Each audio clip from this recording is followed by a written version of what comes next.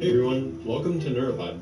In this episode, I'll cover some Neuralink related news that broke over the past few weeks. The outline for the episode includes an update from Elon on the Neuralink monkeys, a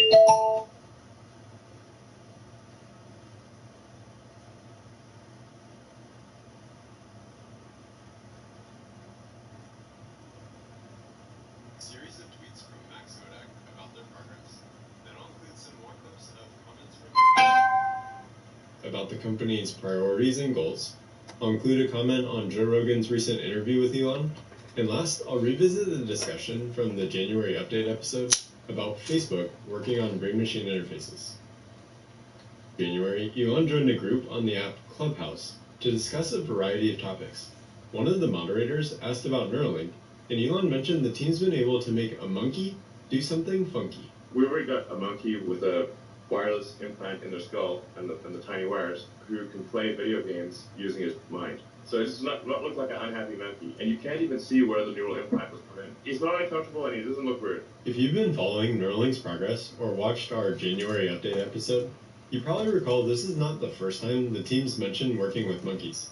In July 2019, Elon said this: Monkey has been able to control the computer with his brain.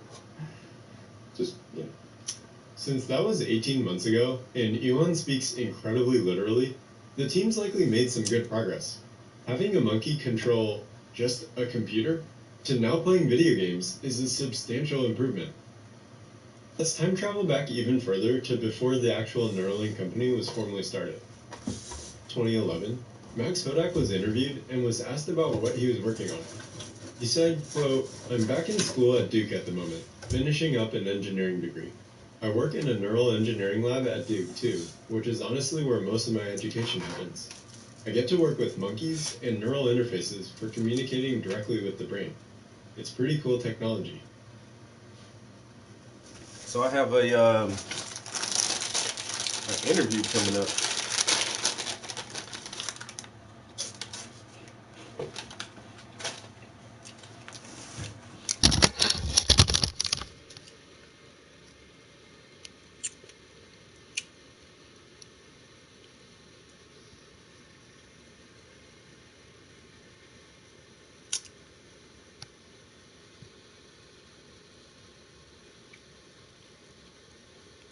The lowest is going to go is like,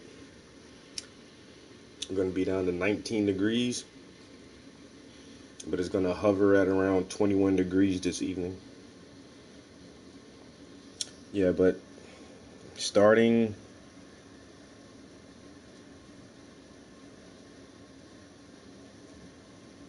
around 1 or 2 o'clock in the morning, we should start getting some snow, and it's going to snow and snow all day tomorrow.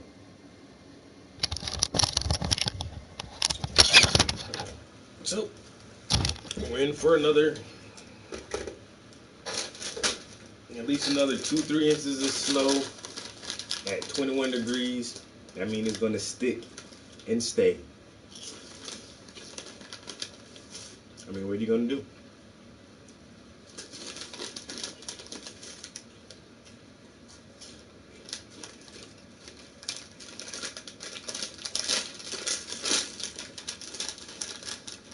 What's the temperature where you at?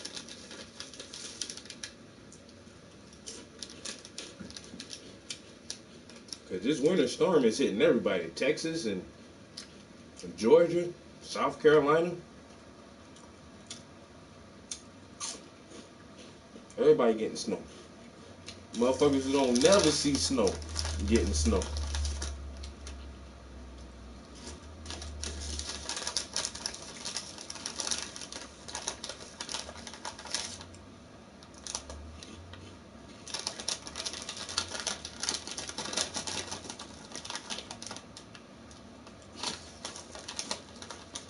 Man, these chips are so good.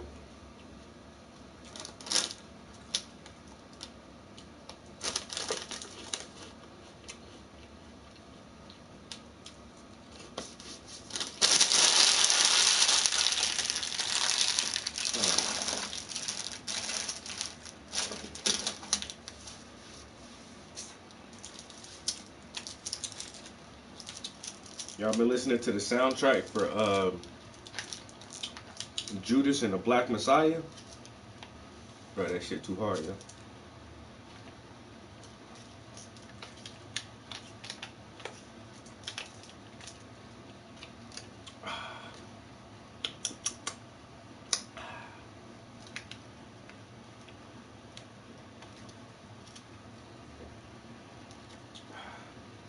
But I be trying to like make this into 2 portions, but you can't. You just gotta drink the whole thing at once, man.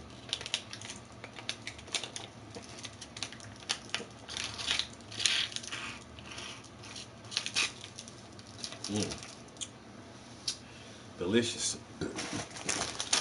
So, y'all got an interview coming up. One of my, damn, these bags be loud as shit. But, one of my homies from South Carolina started a podcast. And they want to interview me for their podcast.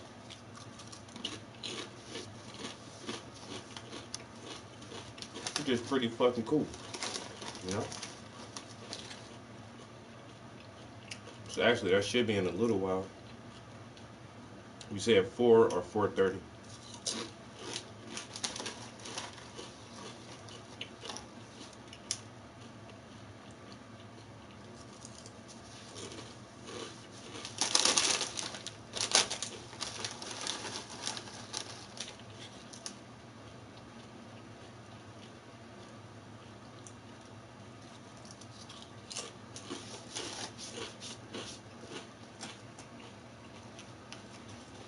And it's right at 4 o'clock now, so we'll see how this goes.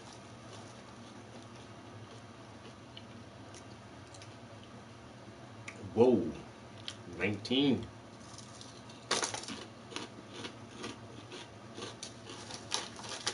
She getting crazy, bro. What state you in, yo?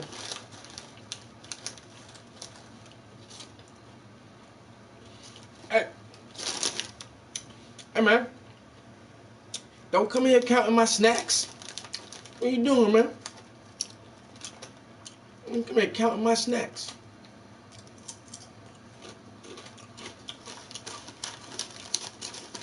You know I'm sensitive about my eating habits. I eat when I'm nervous.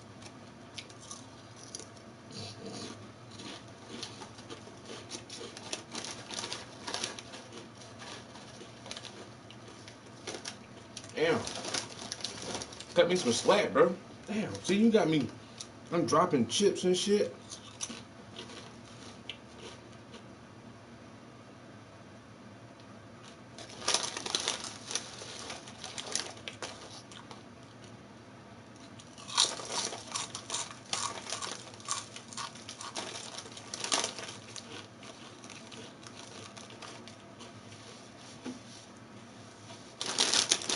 know what? I don't even got the munchies no more. Yeah. I don't even got the munchies no more.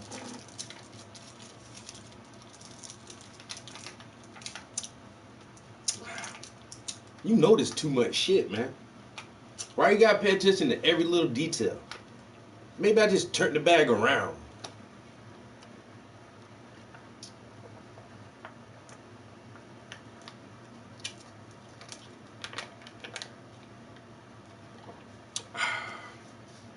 See, I know this motherfucker was eating something different a minute ago. What the hell? Just ate 2 bags of chips.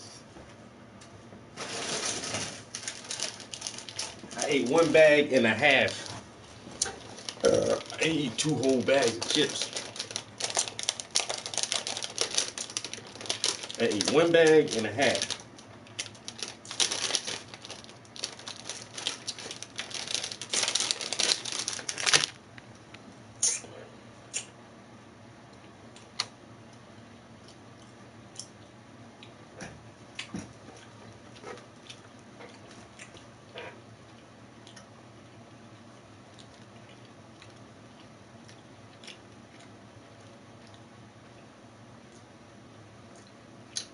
Make sure I got my ringer and stuff on, so I know if I get a message. Oh, but I got some good news. Good news.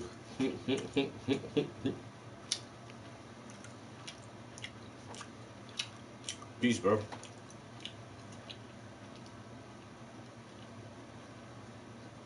Little Boosie Rap Snacks popping. You know who came up with Rap Snacks? Master P. But what am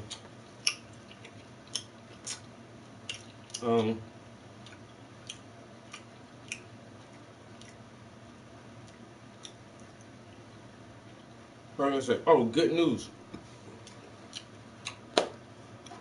I just got promoted within the organization I'm a member of. I went from creative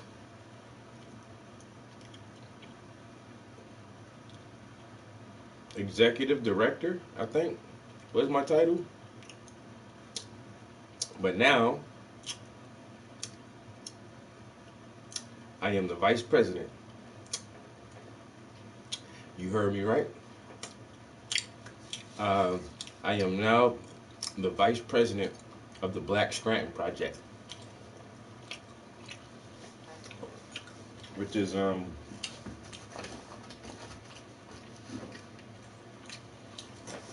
don't know.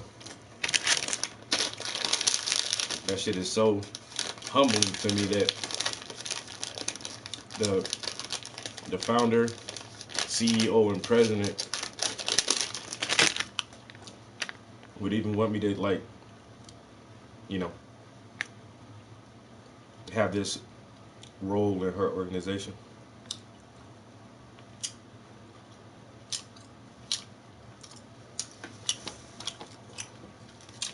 Vice president.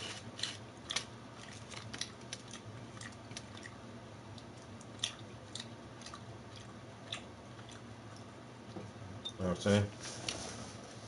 Screw Kamala Harris. I'm the vice president.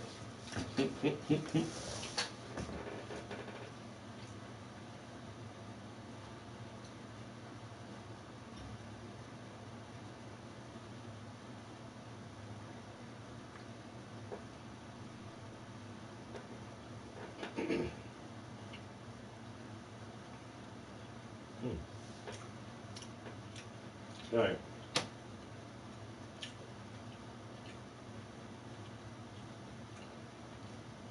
I'm trying to say,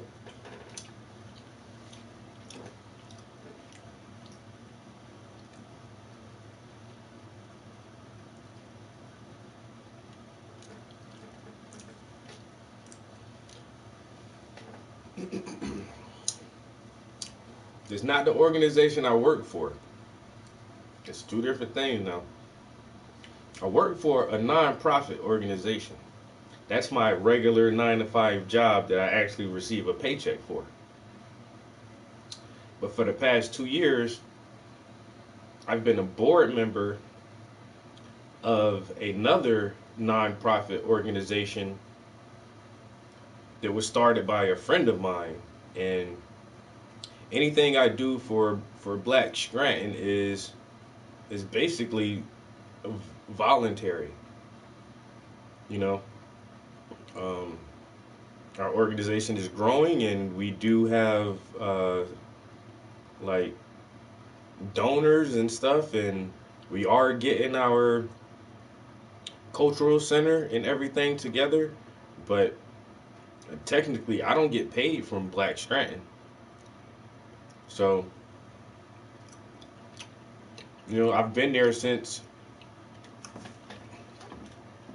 the founder set up and created the first board.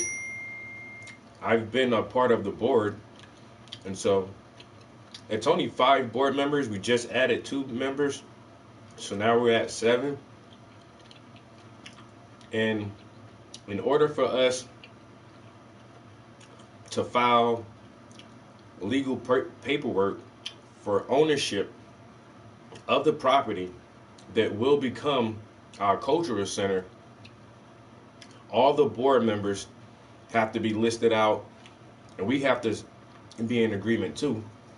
But we had to restructure some things, and so when she restructured the board, she placed me as vice president of the Black Scranton Project.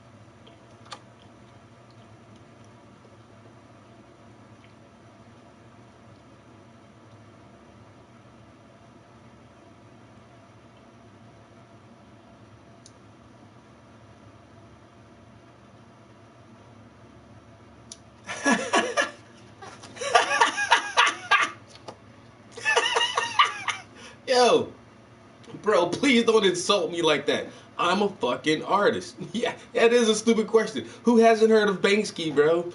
The unknown, faceless graffiti artist who globetrotted everywhere. This motherfucker is, I think he has shit in all over Europe, Germany, here in America. Like, who doesn't know who Banksy is? The first image I seen of Banksy was the guy throwing the bouquet of flowers. I'm like, that's something right there. That shit was crazy. Banksy, yeah, he's a really, look him up, bro. He's a uber like urban legend, because we know who he is, but we don't know who he is. He's done like maybe 1 or 2 interviews. And very few people know what he looks like. Like, you just don't know. We know who he is, but we don't know who he is. But his shit is worth like when he put the one painting in the auction, and then somebody bought it, and then the frame just shredded the painting. It was fucking genius, yo. Yeah.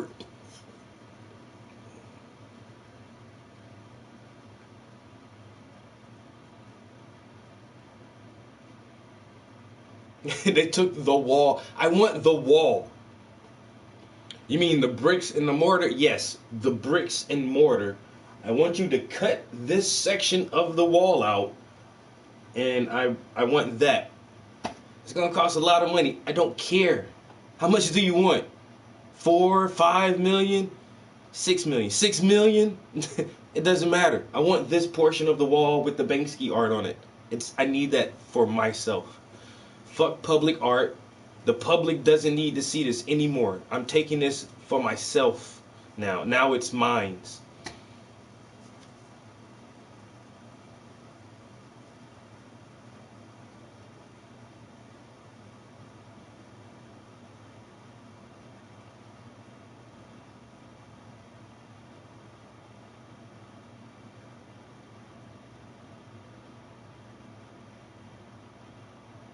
No, they started the paint started shredding. That shit was amazing, and it was on the little clicker. He must have been sitting in the fucking crowd, or he had some. He paid somebody to sit in the crowd and wait for that shit to get sold. And as soon as they said sold, motherfucker hit a button. That shit like it just started shredding the fucking paint.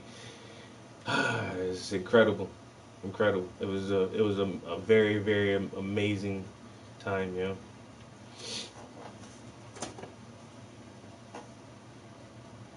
Had a paper shredder, and that's how fucking, who does this? Who destroys their own art like that? Who does that? He was there? That's what some people said, that he was there. Hello?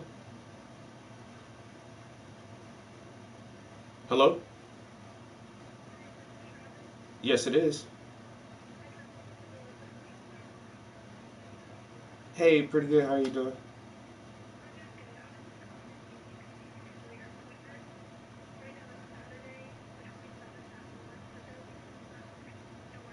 I didn't know I had an appointment scheduled. Oh wow. You guys really keep a calendar. Yeah, if you can just take me off, because the next few weeks are going to be sketchy with this weather and stuff, and I'll just swing by when it's a cool time. All right, appreciate it. Thank you. Damn, H&R blocked, because they just like, your appointment? Oh, my appointment? Oh, you scheduled it from last year. I did? I scheduled a tax appointment again? You know, I might not file my taxes this year. See what Uncle Joe gonna do about it.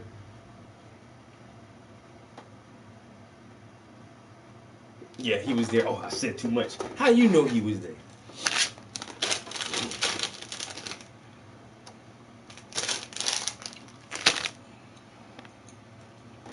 Coach the Delman C.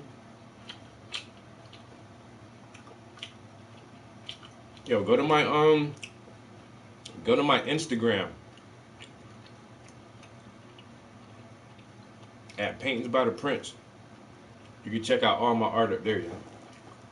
Cause I'm the shit. I'm better than Banksy, technically, but Banksy got the ideas.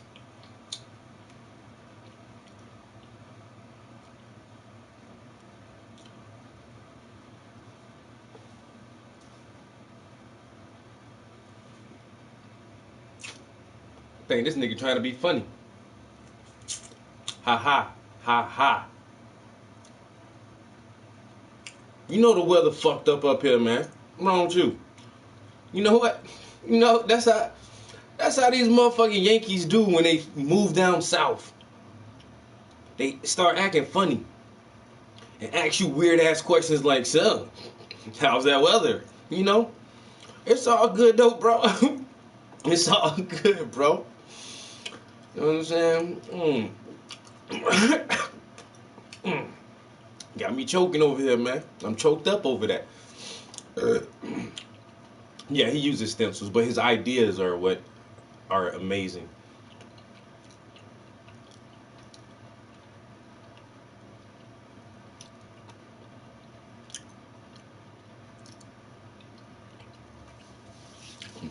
Al Capone. Yeah, he's not the best technically, but his ideas, his concepts is just beautiful, man. Banksy has a beautiful mind. And he's a genius because he can simplify a concept so easy that when you look at it at a glance, you can understand what the fuck he's saying, yo. It's just that easy. He makes it so simple for you. You don't even. You can have this whole philosophical conversation about it in your head in like an instance, just by seeing his work. And that's why the art world loves Banksy. He's a creative genius.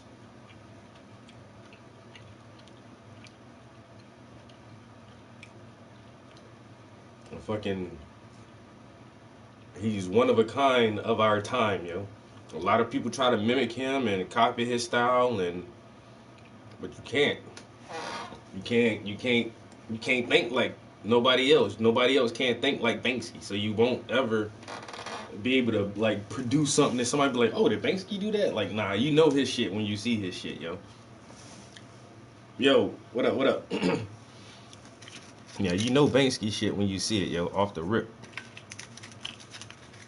And I still remember like this one story he told where he was in New York and he was selling some original paintings he had, just like a bunch of little canvases, yo, but you know, all his original shit. Selling them shits for like $50-$60, yo. And nobody wasn't buying their shit. He said in a couple days he made like a couple $100 because a few people bought some shit. And then when people realize, oh shit, I got a fucking original Banksy for $60, nigga. Yo, you got $100,000 painting for $60. Yeah, that's crazy.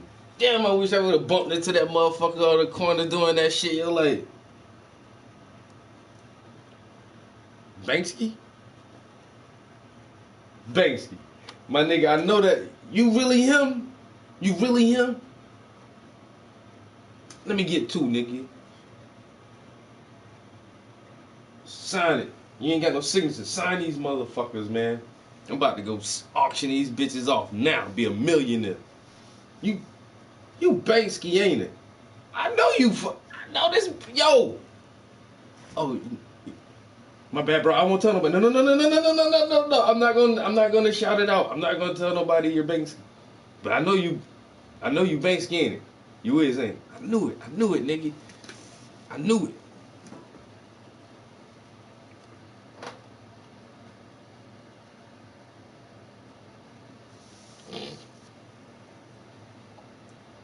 Can I get an original Prince painting for $60?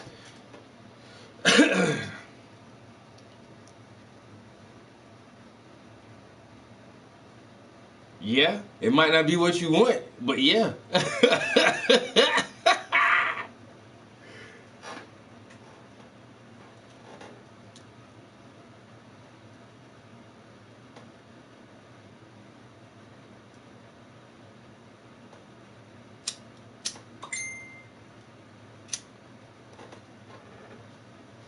You get original paint by me for $60. That should be a one stroke, one color. I just get a white canvas and do like those abstract European artists do and just put a stroke of paint on it. Like whoosh, $60, nigga. I'ma sign it. And then that might be something they can be like, oh shit, is Mr. Prince, he's on some other shit now.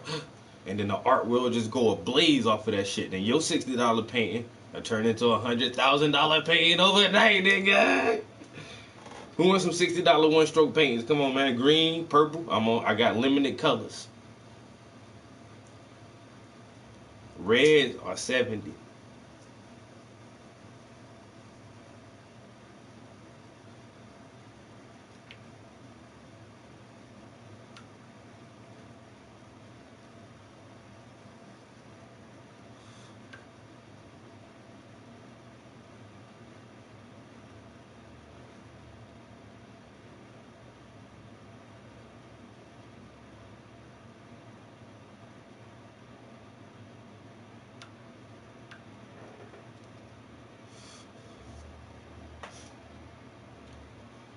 No.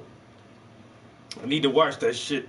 It's in the theaters, but we ain't felt like going to the, to the movies.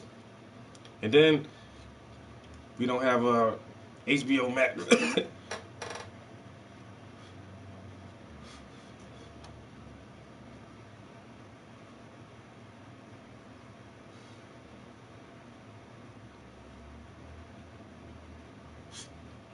I'm pretty much locked in with my style and what I want my legacy to be. But I do different shit from time to time though. Like all my shit ain't the same, and sometimes I'll go way left field where some people don't even see that shit and won't even think I painted that shit. Yeah. Yeah, but I got that soundtrack, that Judas and the Black Messiah soundtrack. That shit go hard too, yo. Like I ain't no really big Nipsey Hussle fan or Jay Z. Like I don't really listen to either one of their music, but they got a song up there together, yo. And Jigga, he say some shit like he talk about the insurrection on Capitol Hill from January the 6th.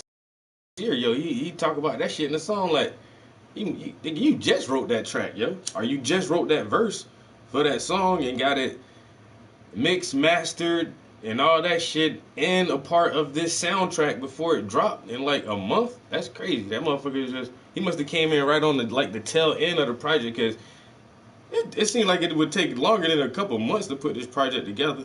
Unless motherfuckers just, they just hit up a bunch of people like, oh, you got a track for this, you got a track similar to this or something.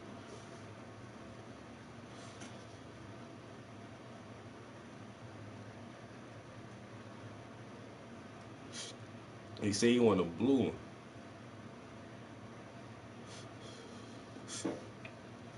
Oh yeah, I've been waiting to see this shit since the first time I heard about that shit, like a couple months ago. I posted a preview on my Facebook like months ago. Like Fred Hampton was that dude, yo. About time somebody tell a story, and they got pretty good actors in there, so I just hope it's like, lives up true to the Hampton story. And that's when I was painting one of my last reader series, Blueprint for Black Power. Somebody come here and tell me, oh, Black Power is racist. What if white people say white power, then you'll get mad? It's like, nah, have you ever heard Fred Hampton's speech? All power to all people, nigga. White power to white people. Yo, brown power to brown people. Yellow power to yellow people.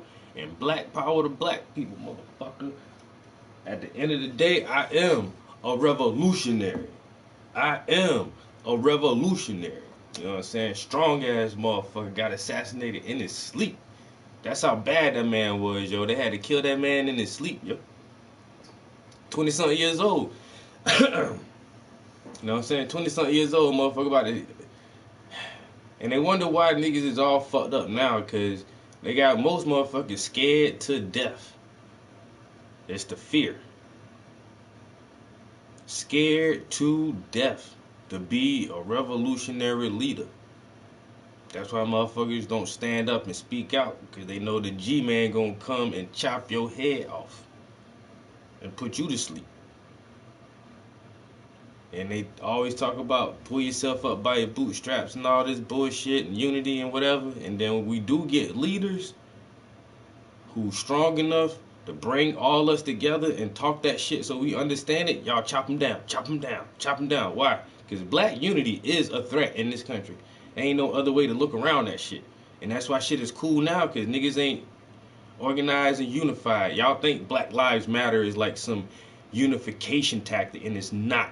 Black Lives Matter is divisive and divisionary, and that shit got y'all rioting and burning up shit that don't even belong to you, because you angry and you mad, but y'all don't know what to do with y'all frustrations.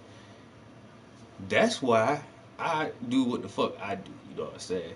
And I say the organization I'm a member of, yo, we making changes. You know what I'm saying? We about to start our own cultural and arts center. We got a building. We about to teach our community, the youth in our community, that you can use your brain, bro. Use your brain to make it out this shit, to change shit. You know what I'm saying? So, that's all we need, man. More people like Fred Hampton. You know what I'm saying? Huey P. Newton. We need some more Marcus Garveys out there. Some goddamn Kwame Toure's.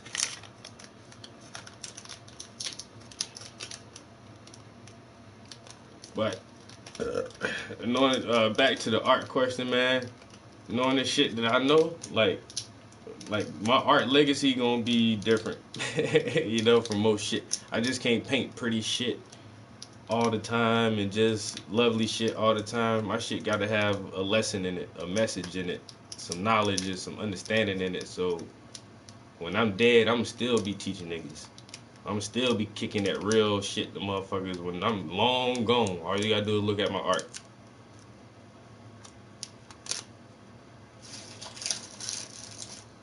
You know what I'm saying? That's all you gotta do. Check the art out.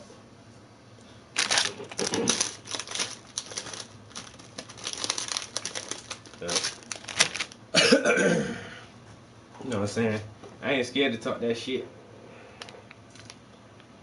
I mean, when I was the last time I was rapping and making my motherfucking conscious music, I let some dudes in the neighborhood, like I was passing out like free demos of my shit, giving that shit out. Yo, go check my shit out. Go check my shit out. Like that next weekend, yo, I seen a motherfucker driving down the street. He wasn't listening to my shit right then. He listened whatever he was listening to. He checked that shit down. He just paused it. He's like, yo, my nigga, them songs you put out, but the motherfucker gonna come kill your ass. You keep talking all that shit. That motherfucker drove off. I was like, whatever. Hey man, that motherfucker gonna come kill you, boy. You keep talking all that shit, man. You tell all that government shit, man. Gonna come get you. Fearful, you know what I'm saying? Jokingly, but serious at the same time. You know what I'm saying?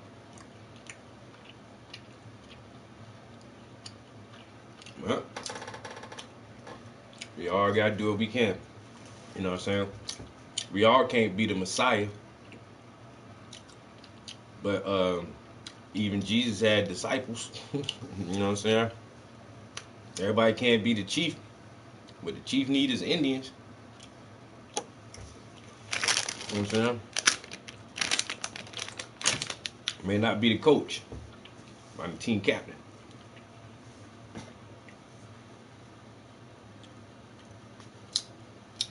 But around here, where I'm at, there ain't shit.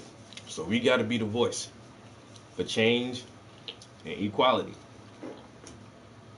When I say motherfuckers want some shit to happen, make that shit happen. So I'll be having a lot of talk for people who always just talk, especially on social media, yo. That shit be killing me, yo. Killing me to death. All on Facebook. Black people need to do this and that and this and complain about white people this and complain about white people that and like get the fuck off the computer, man. Go do something. Y'all want to see? I was in the newspaper the other day.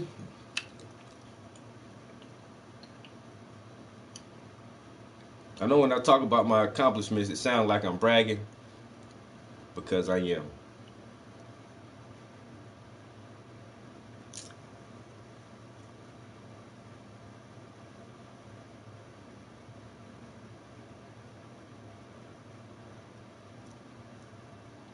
Oh, I delete that picture? Anyway, I was in the newspaper. Oh, this come from the... It's not the picture they had, but you see the RBG? RBG. Red, black, and green. Who know what that flag is and what it symbolizes and what it represents? Who that right there raising that flag? Where we at? This is City Hall. This is the flag pole at City Hall. In a city where the demographics is over 80% Caucasian. And way less than 10%. Maybe like 5 or 6% now African American. If that much. But you gotta do shit to make people see you and make your voice heard and be known and be proud about your shit. So, even doing little shit like this is better than doing nothing. Bringing the community together, speaking with the mayor, her constituencies, goddamn the senator, everybody out here come together, because y'all gonna recognize we here and we contribute, and y'all not gonna treat us like some second class or some third class or whatever y'all want to say. You know what I'm saying? And we about to have our own shit, and we gonna start our own festival. So when y'all have y'all Italian festival, and your Greek festival, and your St. Patty's Day parade, and all that other stuff, we don't complain. But so when we throw our African Pride Festival, you know, y'all can come out and celebrate and do the same thing. Cause we about to educate our people, and we about to fellowship, we about to have a good time the way we want to party and have a good time. And that's how you build a unity amongst your community. So them times for talking has been over, yo.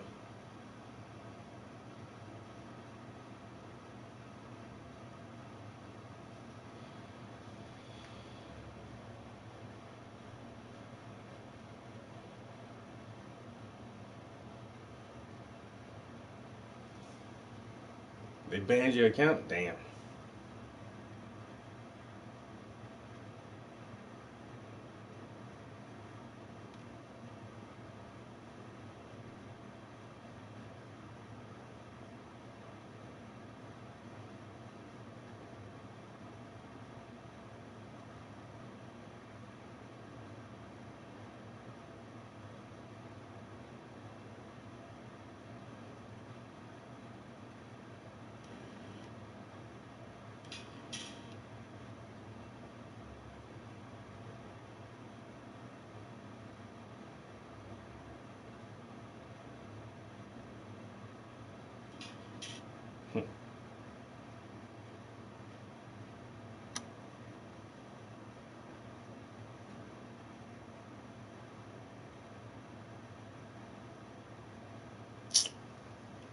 All right, well, I thought I was doing an interview at 4:30, and then she just texted me and said, "Is today still good? Sorry for checking in so late." I said, "Yes, today is still good. I'm ready when you are. Are we gonna use Zoom or something else?" And then she just didn't reply again. I don't know. It's all good. I need to start painting anyway.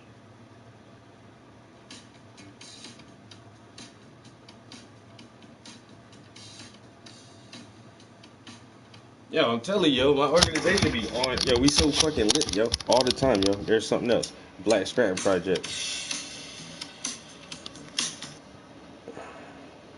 I just saw this. I don't know when they even put this up. Presents Black Business Spotlight Series in cooperation with the Black Scranton Project. Yo, we on the TV. We got commercials and shit now. Stop playing, yo. Yo, our shit is booming. Featuring Paradise Soul Food and Sweets. That's one of our. Hi, I'm Danya Jackson, and this is the Lackawanna County Black Business Spotlight Series. This program is part of LackawannaMarkets.com, an online initiative sponsored by Lackawanna County and Anthracite Events to support local creatives and to help our businesses and our artists. Today, I have the distinct pleasure of interviewing Madam Asia Miller, owner of.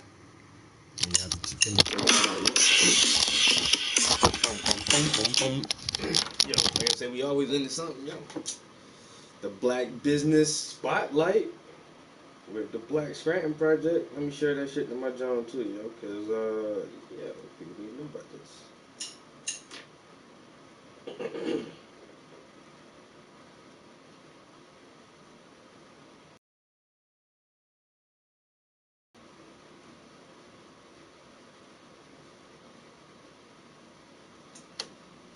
I got you.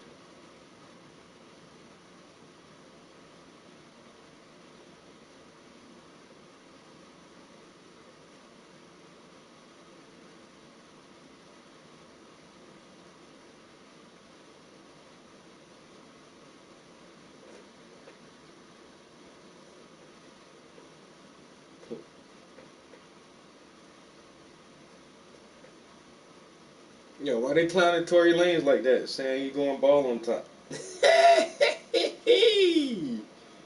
Ew. Yo, he out there on the basketball court looking really weird. You know what that is? Somebody call his name real quick. I give you 10 cool points. Because it ain't even that hard. I would say 20 cool points, but this should be common knowledge. Come on, man. 10 cool points. Real quick. Just 10. What his name is. Somebody say his name real quick.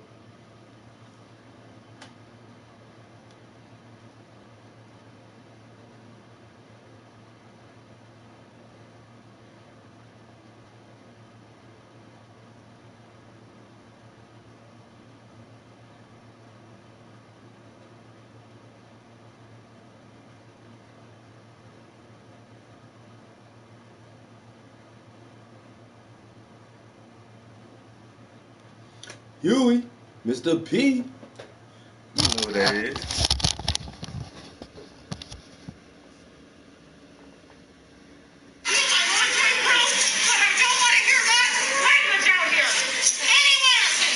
You mean you're so privileged that you can yell racism at folks? You just walked by a group of folks and yelled racism?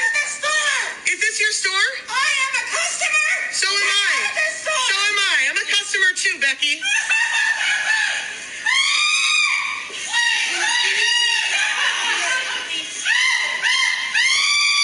She's having a breakdown because she just got caught being racist.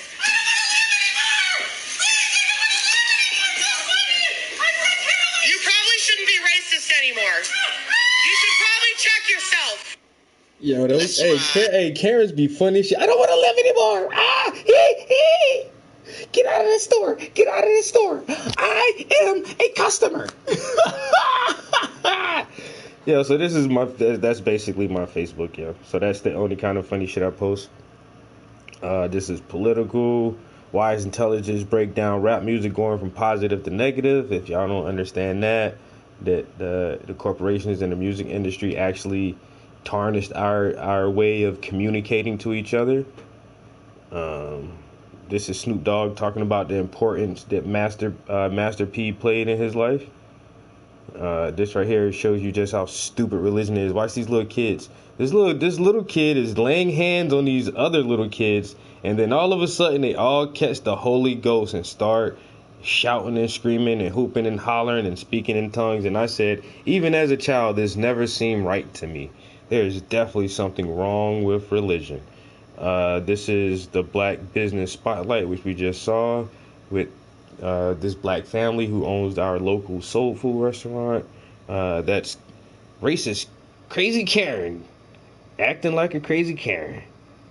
Most people don't know that Nas wrote a couple of songs from Will Smith, like Getting Jiggy With It. Yeah, Nas wrote Getting Jiggy With It, and Nas wrote Miami for Will Smith.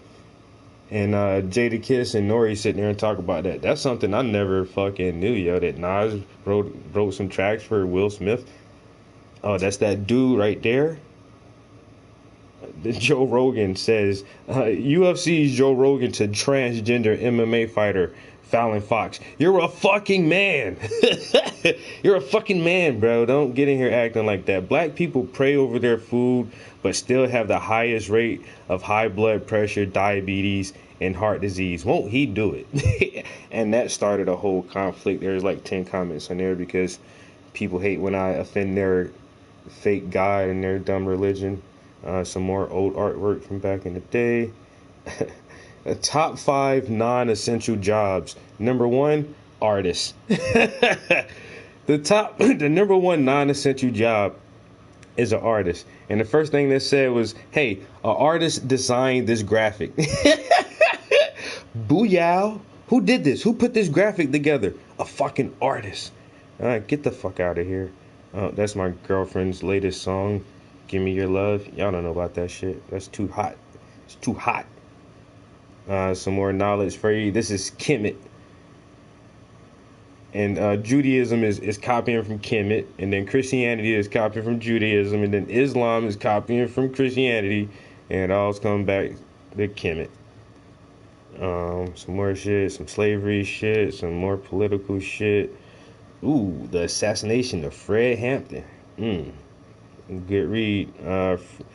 Force and freedom. This is another good article about how slaves weren't as submissive as people think, and there was tons of slave rebellions and riots where motherfuckers were trying to fight for their freedom, but you just don't get told those stories. More political shit about the church and the black community. More shit about how black people get fucked over. Dear Mr. Hood, acknowledgement is made of your letter of July 30th enclosing your application for admission to our School of Medicine.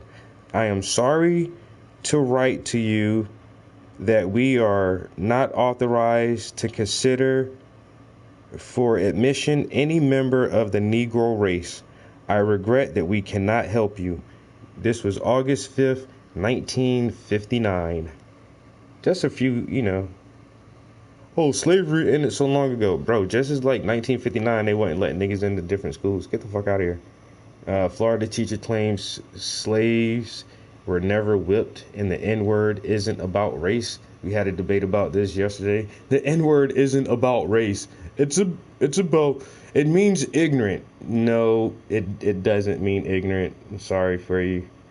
Black Sister shows how the Buddha hair is African hair because nobody else hair can stand little knots like that other than black people, because we got that kind of hair.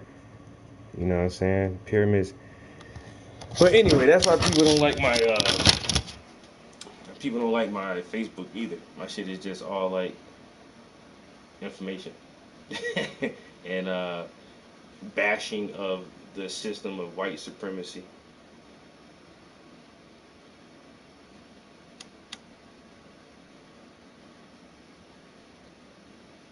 Gotta bash that white supremacy shit, yo.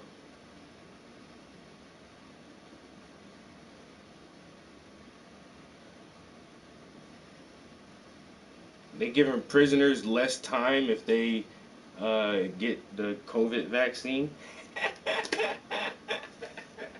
You want to get out of jail early, nigga? Come be a guinea pig for us, huh? Take this vaccination. Nah, I'm good. I'm straight. I served my time, bro. I just served my time. I'm good. Yo, I ain't brought my weed. I'm gonna grind up here. Damn it, man. Alright. Well, I guess I'm not gonna do this interview. I've been kind of stalling a little bit to see if she's gonna hit me up for this interview, but I guess I might just roll me a doobie and start painting. You know what I'm saying? I got this commission to work on, man. I can't be waiting all day. I got to put this work in, man. You know what I'm saying? I get that work in. Oh shit, I'm dropping stuff. Yeah.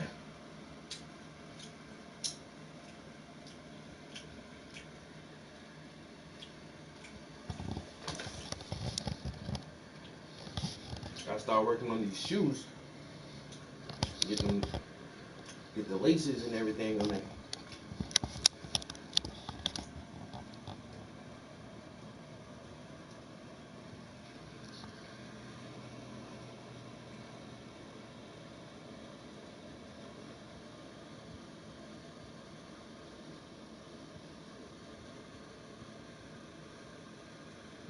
Y'all can't tell me I ain't the GOAT, goddammit. Look at that necklace twinkie. That shit look like it's sparkling. I'm just saying, man. Twinkie.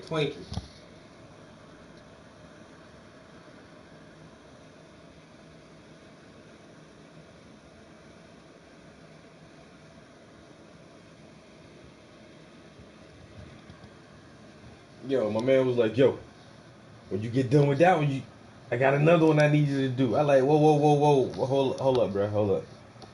Because this right here taking a long time for me to finish this one. I need to take a break from the commission for a minute, man, and work on my own shit. So I'm just like As soon as I get back at it, though, as soon as I pick up another commission, he'll be the first one I come back to. But he said his next one, yo, that shit gonna be expensive. But he said he got about 5 people in one picture. So I start rubbing my hands together like, ooh wee, 5 people in one picture. Oh, bruh. Ooh, I could just see the dollar signs just floating around, man. Like, I'm ready for that.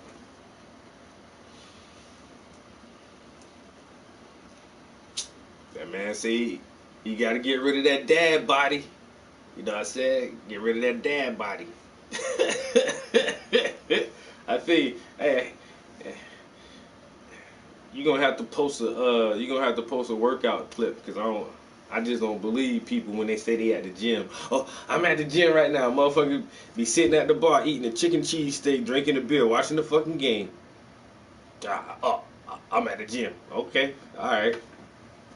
I need evidence. I need proof. Let me see your hand. Let me see the palm of your hand. You ain't got no blisters on your hand? No calluses? You ain't at no damn gym. Your hand look too soft, man. What's wrong with you? I'm about to put that work in. Okay. And I'm gonna need some before and after, man. I see now to give you credit. Hey, my man been posting some clips. He got a membership. He at the gym. I ain't saying he at the gym now, but he has been at the gym recently. You need to go ahead and take you some pictures now and get your before shit ready. Cause in 6 months, I don't need you to be looking the same in 6 months, bruh. I need to see some type of physical change, some quantitative measuring that can go on. Your weight, you went from 175 to 195 because you gained some muscle mass. Something. 6 months. I'm right here with you, bro. I'm right here with you. You know I be posting my motivational workouts in the morning. Now, first thing I do, I get up at 4:30. I be at the gym by 5:30 in the morning. I like to go before I go to work. That's like my cup of coffee. Instead of drinking coffee most of the time, I just work out. That shit boosts your testosterone. Testosterone, that shit give you that energy. You know what I'm saying? To get the testosterone and give you that energy. So I like my little extra shot of testosterone early in the morning. That should be just like, ooh. You know what I'm saying? Then for the rest of the day, you walk with your shoulders back. You know what I'm saying? 'Cause your muscles all nice and stiff, all nice and tight for early in the morning. Now you're upright for the rest of the day. And that's just my personal philosophy. You know, throughout the day then you sit like this for the rest of the day. But early in the morning, you be like this, nigga. Shit. 4:30, 5 o'clock, nigga be like, let me go, what I agree to? Let me go grab my scuba snacks.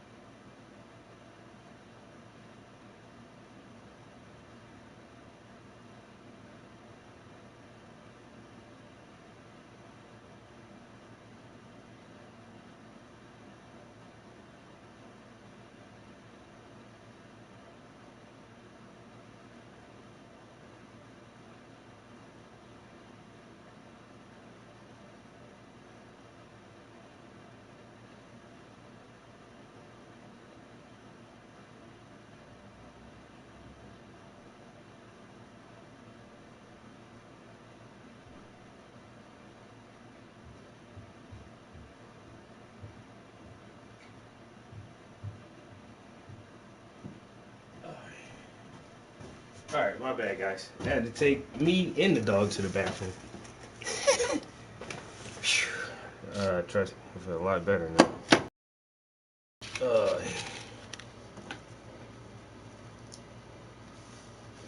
Oh, damn.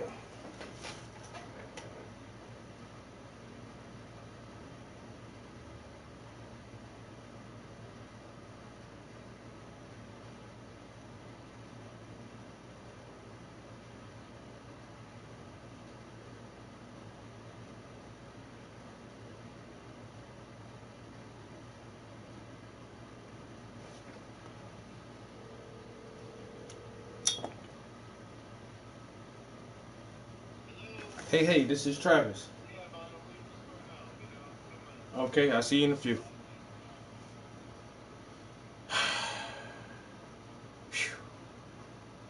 Okay, no, so I recently got a second-hand washer. It's a fairly new, I don't know, it's a fairly new washer from a local appliance store. And it has like a 6-month warranty on it. And for some reason, the spin cycle stopped working.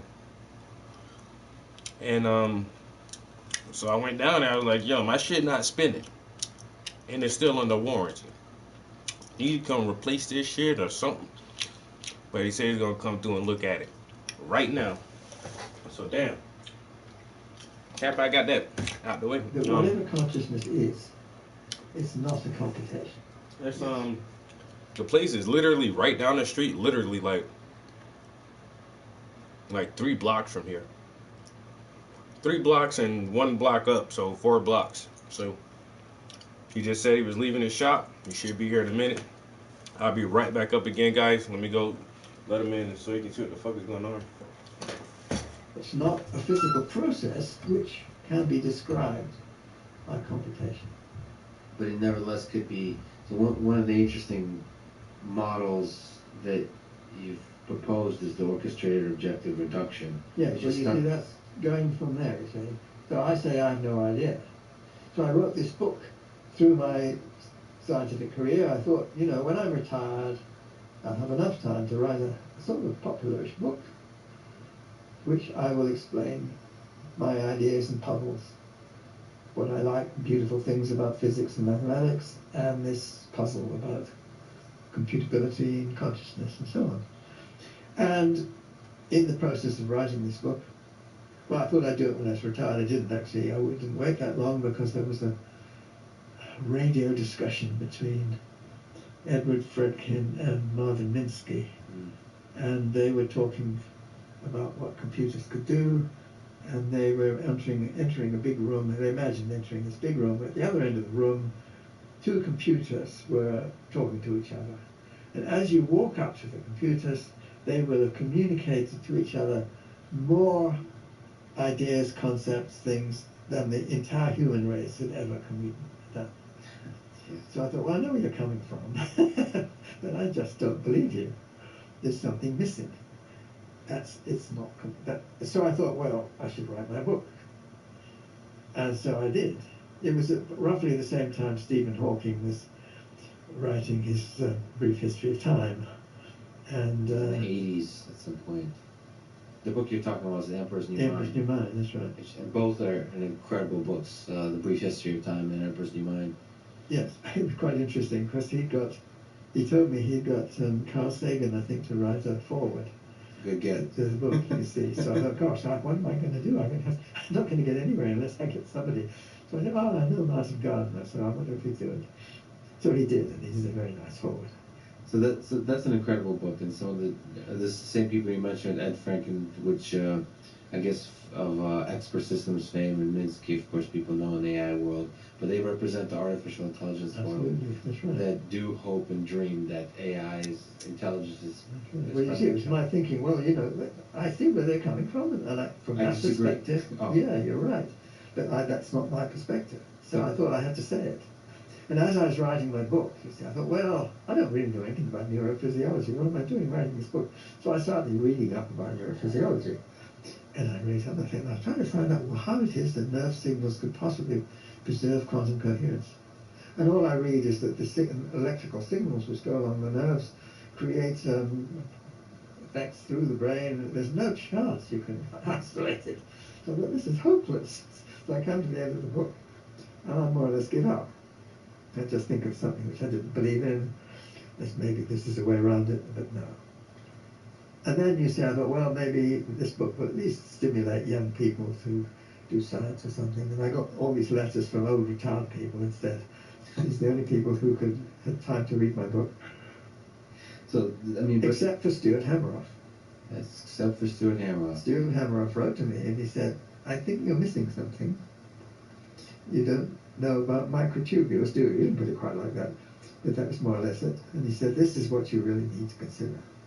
So I thought, my God, yes, that's a much more promising structure. So, I mean, fundamentally, you were searching for the source of non-computable source of consciousness within the human brain, in the biology. And so, what are if I may ask, what are microtubules? Well, you see, I was ignorant in what I'd read. I never came across them in the books I looked at. Perhaps I only read rather superficially, which is true. But I didn't know about microtubules.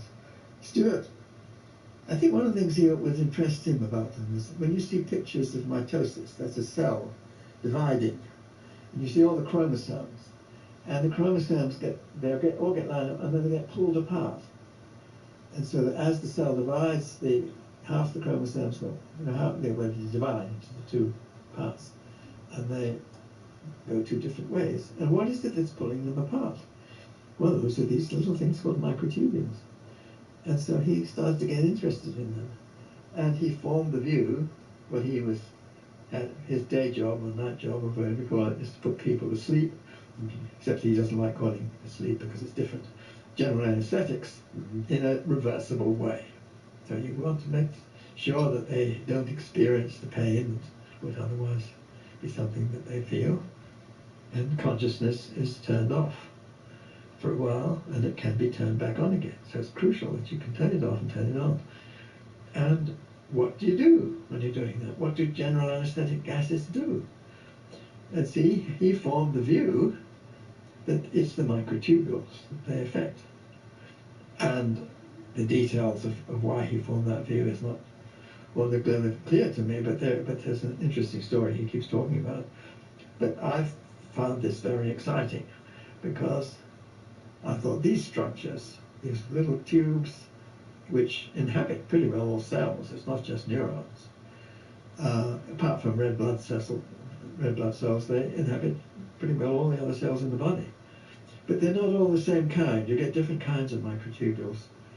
And the ones that excited me the most, this may still not be totally clear, but the ones that excited me most were the only ones that I knew about at the time, because they're very, very symmetrical structures. And I had reason to believe that these very symmetrical structures would be much better at preserving a quantum state, quantum coherence, preserving the thing without... You just need to preserve certain degrees of freedom without them leaking into the environment. Once they leak into the environment, you're lost. So you've got to preserve these quantum states at a level which the state reduction process comes in, and that's where I think the non-computability comes in, and it's the measurement process in quantum mechanics, what's going on. So something about the measurement process, what's going on, something about the structure of the microtubules. Yes. Your intuition says maybe there's something here. Maybe this kind of structure allows for the mystery of the... There was a much better chance, yes. It just struck me that partly it was the symmetry, because there is a feature of symmetry. You can preserve quantum coherence much better with symmetrical structures. There's a good reason for that. And that impressed me a lot. I didn't know the difference between the A lattice and B lattice at that time, which could be important. Now that's a secret which isn't talked about much. But that's in some sense details. I'm going to take a step back just to say, in case people are not familiar. So this was called the orchestrated objective reduction idea, or OR, which is a biological philosophy of mind that postulates that consciousness originates at the quantum level inside neurons. So that has to do with your search for where is it coming from. So that's counter to the notion that consciousness might arise from the computation performed by the synapses. Yes, I think the key point. Sometimes people say it's because it's quantum mechanical. It's not just that. See, it's more outrageous than that. You see, this is one reason I think we're so far off from it, because we don't even know the physics right. You see, it's not just quantum mechanics. People say, oh, you know, quantum systems and biological structures. No, well, you're starting to see that some basic biological systems does depend on quantum. I mean, look, in the first place, all of chemistry is quantum mechanics. But people got used to that, so they don't count that. So he said, let's not count quantum chemistry. We sort of got the hang of that, I think. But you have quantum effects, which are not just chemical, in photosynthesis. And this is one of the striking things in the last several years, that photosynthesis seems to be a basically quantum process, which is not simply chemical. It's using quantum mechanics in a very basic way. So you could start saying, oh, well, with photosynthesis is based on quantum mechanics, why not behavior of neurons and things like that? Maybe there's something which is a bit like photosynthesis in that respect. But what I'm saying is even more outrageous than that, because those things are talking about conventional quantum mechanics. Now, my argument says that conventional quantum mechanics, if you're just following the Schrödinger equation, that's still computable. So you've got to go beyond that. So you've got to go to where quantum mechanics goes wrong in a certain sense. You have to be a little bit careful about that, because the way people do quantum mechanics is a sort of mixture of two different processes. One of them is the Schrödinger equation, which is an equation that Schrödinger wrote down, and it tells you how the state of a system evolves. And it evolves according to this equation, completely deterministic, but it evolves into ridiculous situations. And this was what Schrödinger was very much pointing out with his cat. He said, you follow my equation, it's Schrödinger's equation. And so, I left a little part down there. The cat, which is dead and alive at the same time.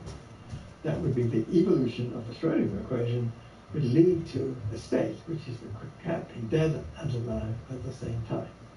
And he's more or less saying, this is an absurdity. People nowadays say, oh, well, Schrödinger said you can have a cat that's dead. That's not that. You see, he was saying, this is an absurdity. There's something missing. And that the reduction of the state, or the collapse of the wave function, or whatever it is something which has to be understood. It's not following the Schrödinger equation. It's not the way we conventionally do quantum mechanics. There's something more than that. And it's easy to quote authority here, because Einstein, at least three of the greatest physicists of the 20th century, who were very fundamental in developing quantum mechanics. Is Einstein, one of them, Schrödinger, another, Dirac, another. You have to look carefully at Dirac's writing, because he didn't tend to say this out loud so much, because he was very cautious about what he said. You find the right place, and you see, he says quantum mechanics is a provisional theory. We need something which explains the collapse of the wave function. We need to go beyond the theory we have now. All right, so I happen to be one of the kinds of people. my washer and dryer's in the fucking basement. Oh, considered to be this anyway. Got to come up from the basement to the first floor. From the first floor to the second floor. Then from the second floor to the third floor. Let's do this shit twice. Whew. But this is the piece that went bad on my washer, I guess. And the guy says normally it shows like, it'll show some sign of wear and tear or something. But he says this one doesn't really even look bad. But he replaced this part. and it's working again. So whatever the hell this, he says it's a speed actuator. Whatever that is. It's on the bottom of the washing machine next to like the belt that turns the fucking drum.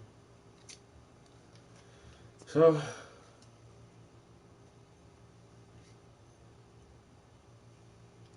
so he just replaced this and the shit is fucking working now. Amazing. Cause for 2 days, like, our washer would not spin. Just washing clothes now. And shit just sitting in the fucking washing machine, wet as hell. Like, what the fuck is going on? So like I say, I got down.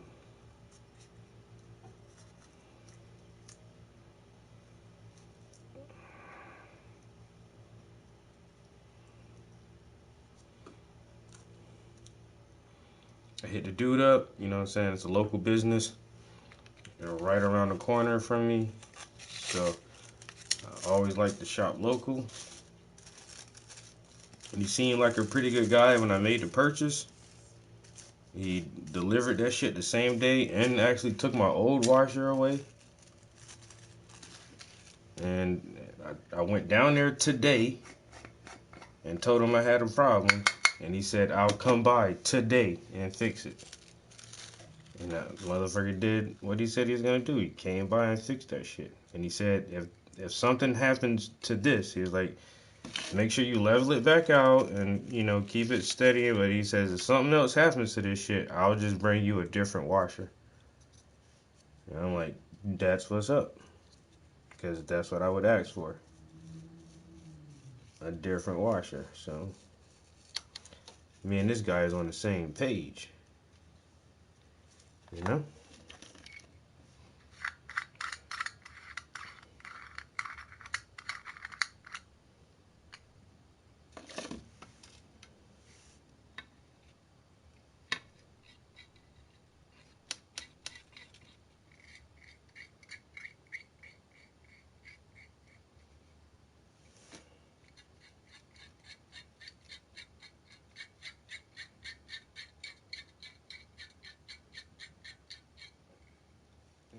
Put some Keith in this Dewey. Mm-hmm.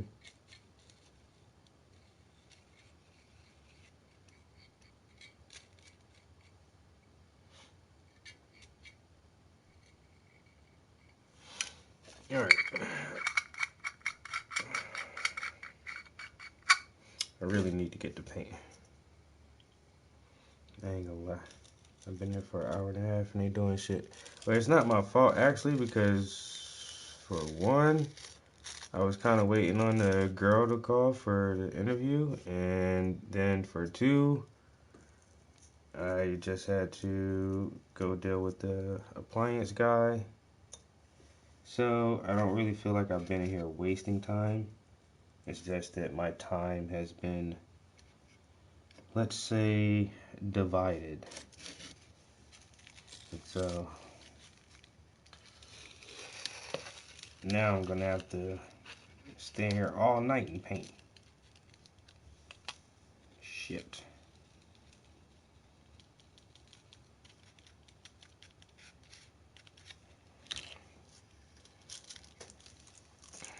I don't mind that.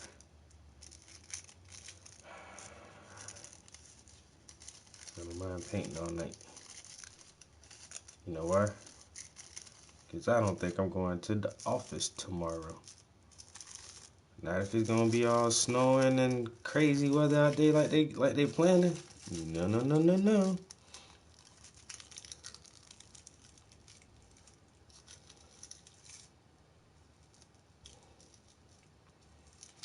Not I, says the cat.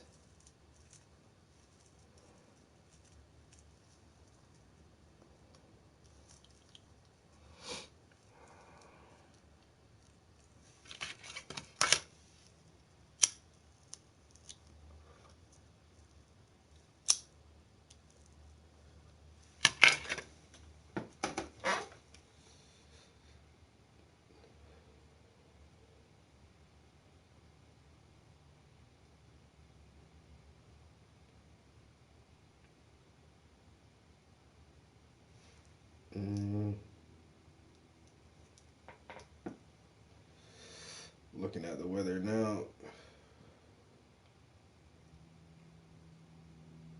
Yeah, they're talking about it probably won't start snowing till early in the morning. It keeps getting pushed back further and further now.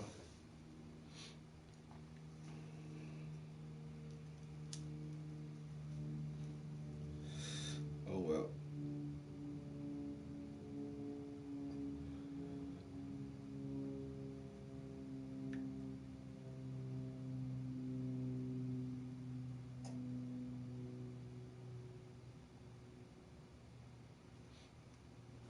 All right. The Mavericks who believe that quantum mechanics needs to be modified. There's a small minority of those people, which are already a minority, who think that the way in which it's modified has to be with gravity. And there is an even smaller minority of those people who think it's a particular way that I think it is. So those are the quantum gravity folks. But what's you see, quantum gravity is already possible. When you say quantum gravity, what you really mean is quantum mechanics applied to gravitational theory. So you say, let's take this wonderful formalism of quantum mechanics and make gravity fit into it. And that is what quantum gravity is. Now I'm saying you've got to be more even-handed. That gravity affects the structure of quantum mechanics too. It's not just you quantize gravity. You've got to gravitize quantum mechanics. And it's a two-way thing. But then when do you even get started? So that you're saying that we have to figure out a totally new ideas in there. Exactly. No, you're stuck. You don't have a theory. That's the trouble. So this is a big problem. If you say, okay, well, what's the theory? I don't know. So maybe in the very early days, sort of. It is in the very early days, but I'm just making this point. You see, Stuart Hameroff tends to be, Penrose says that it's got to be a reduction of the state and so let's use it. The trouble is Penrose doesn't say that. Penrose says, well, I think that. Yeah, right. we have no experiments as yet which shows that. Yeah. There are experiments which are being thought through and which I'm hoping will be performed. There is an experiment which is being developed by Dirk Bouwmeester, who's I've known for a long time, who shares his time between Leiden in the Netherlands and Santa Barbara in the US. And he's been working on an experiment which could perhaps demonstrate that quantum mechanics as we now understand it, if you don't bring in the gravitational effects, has to be modified. And then there's also experiments that are underway that kind of look at the microtubule side of things to see if there's in the biology you could see something like that. Could you briefly mention it, because that's a really sort of one of the only experimental attempts in the very early days of thinking about consciousness. Yes, I think there's a very serious area here, which is what Stuart Hameroff is doing, and I think it's very important. One of the few places that you can really get a bit of a handle on what consciousness is what turns it off. And when you're thinking about general anesthetics, it's very specific. These things turn consciousness off. What the hell do they do? Right. Well, Stuart and a number of people who work with him and others happen to believe that the general anesthetics directly affect microtubules. And there is some evidence for this. I don't know how strong it is and how watertight the case is, but I think there is some evidence pointing in that kind of direction. It's not just an ordinary chemical process, there's something quite different about it. And one of the main candidates is that these anesthetic gases do affect directly microtubules. And how strong that evidence is, I wouldn't be in a position to say, but I think there is fairly impressive evidence. And the point is the experiments are being undertaken, which is... I mean, that is experimental. It's a very clear direction where you can think of experiments which could indicate whether or not it's really microtubules which the anesthetic gases directly affect. That's really exciting. One of the sad things is, as far as from my outside perspective, is not many people are working on this. So there's a very, like with Stuart, it feels like there's very few people are carrying the flag forward on this. I think it's not many in the sense it's a minority. but it's not zero anymore. You see, when Stuart and I were originally It was taught by zero. us, you know, we were just us and a few of our friends. There weren't many people taking it, but it's grown into one of the main viewpoints. Yeah, there might be about 4 or 5 or 6 different views which people hold, and it's one of them. So it's considered as one of the possible lines of thinking, yes. You describe physics theories as falling into one of 3 categories: the superb, the useful, or the tentative. I like those words. It's a beautiful categorization. Do you think we will ever have a superb theory of intelligence and of consciousness? We might.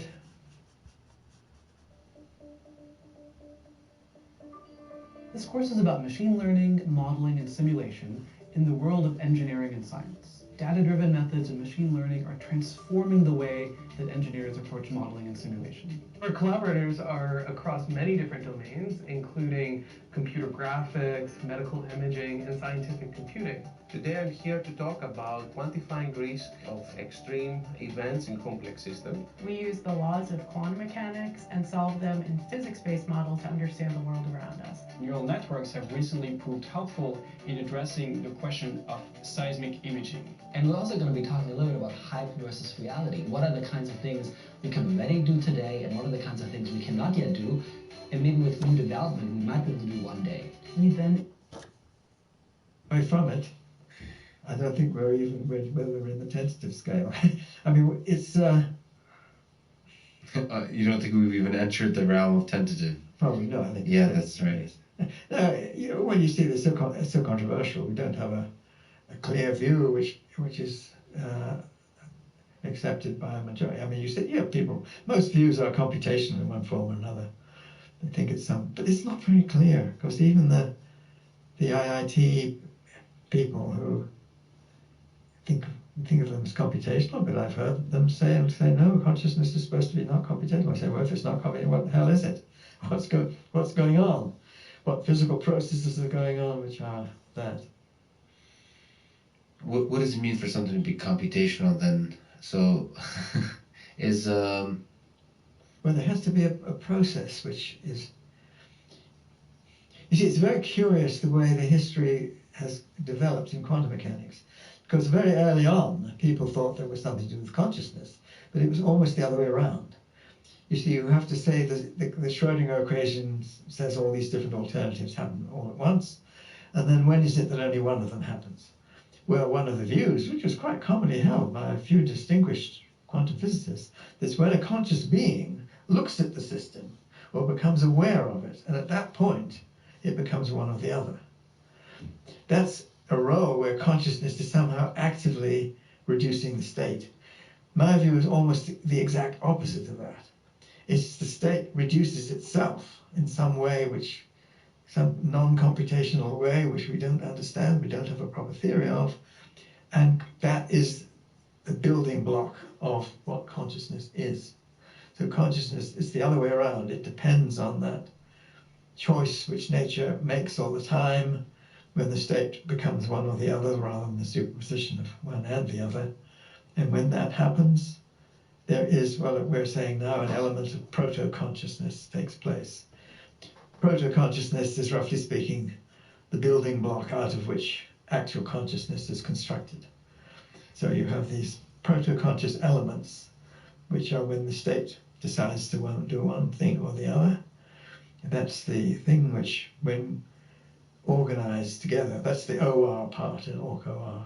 But the ORC part, that's the OR part, at least one can see where we're driving it as a theory. You can say it's the quantum choice of going this way or that way. But the ORC part, which is the orchestration of this, is much more mysterious. And how does the brain somehow orchestrate all these individual OR processes into a genuine conscious experience? And it might be something that's beautifully simple, but we're completely in the dark about. Yeah, I think at the moment that's the thing. You know, we happily put the word orc down there to say orchestrated, but that's even more unclear what that really means. Just like the word material, orchestrated, Yes. who knows? And we've been dancing a little bit between the word intelligence or understanding and consciousness. Do you kind of see those as sitting in the same space of mystery as we Yes, well, you see, I tend to say you have understanding and intelligence and awareness. And somehow understanding is in the middle of it, you see. I like to say, could you say of an entity that is actually intelligent if it doesn't have the quality of understanding? So I'm using terms I don't even know how to define. But who cares? I'm just relating. They're somewhat poetic, so if I somehow understand them. Yes, that's right. We don't exactly. But they're not mathematical in nature. Yes, you see, as a mathematician, I don't know how to define any of them, but at least I can point to the connections. So the idea is intelligence is something which I believe needs understanding. Otherwise, you wouldn't say it's really intelligence. And understanding needs awareness. Otherwise, you wouldn't really say it's understanding. You say of an entity that understands something unless it's really aware of it in our normal usage. So there's a three sort of awareness, understanding, and intelligence. And I just tend to concentrate on understanding because that's where I can say something. Yeah. And that's the Gödel theorem and things like that. But what does it mean to perceive the color blue or something? I mean, I'm foggiest. It's a much more difficult question. I mean, is it the same if I see a color blue and you see it? Or if you're somebody with this condition, what's it called? Or where you assign like a sound to a color. Yeah, that's right. You get colors and sounds mixed up, and that sort of thing. I mean, an interesting subject. I mean, but from the physics perspective, from the fundamentals perspective, we don't. I think we're way off having much understanding what's going on there. Nice. Wonder. This is our home. Howdy, neighbors. Hey, bud.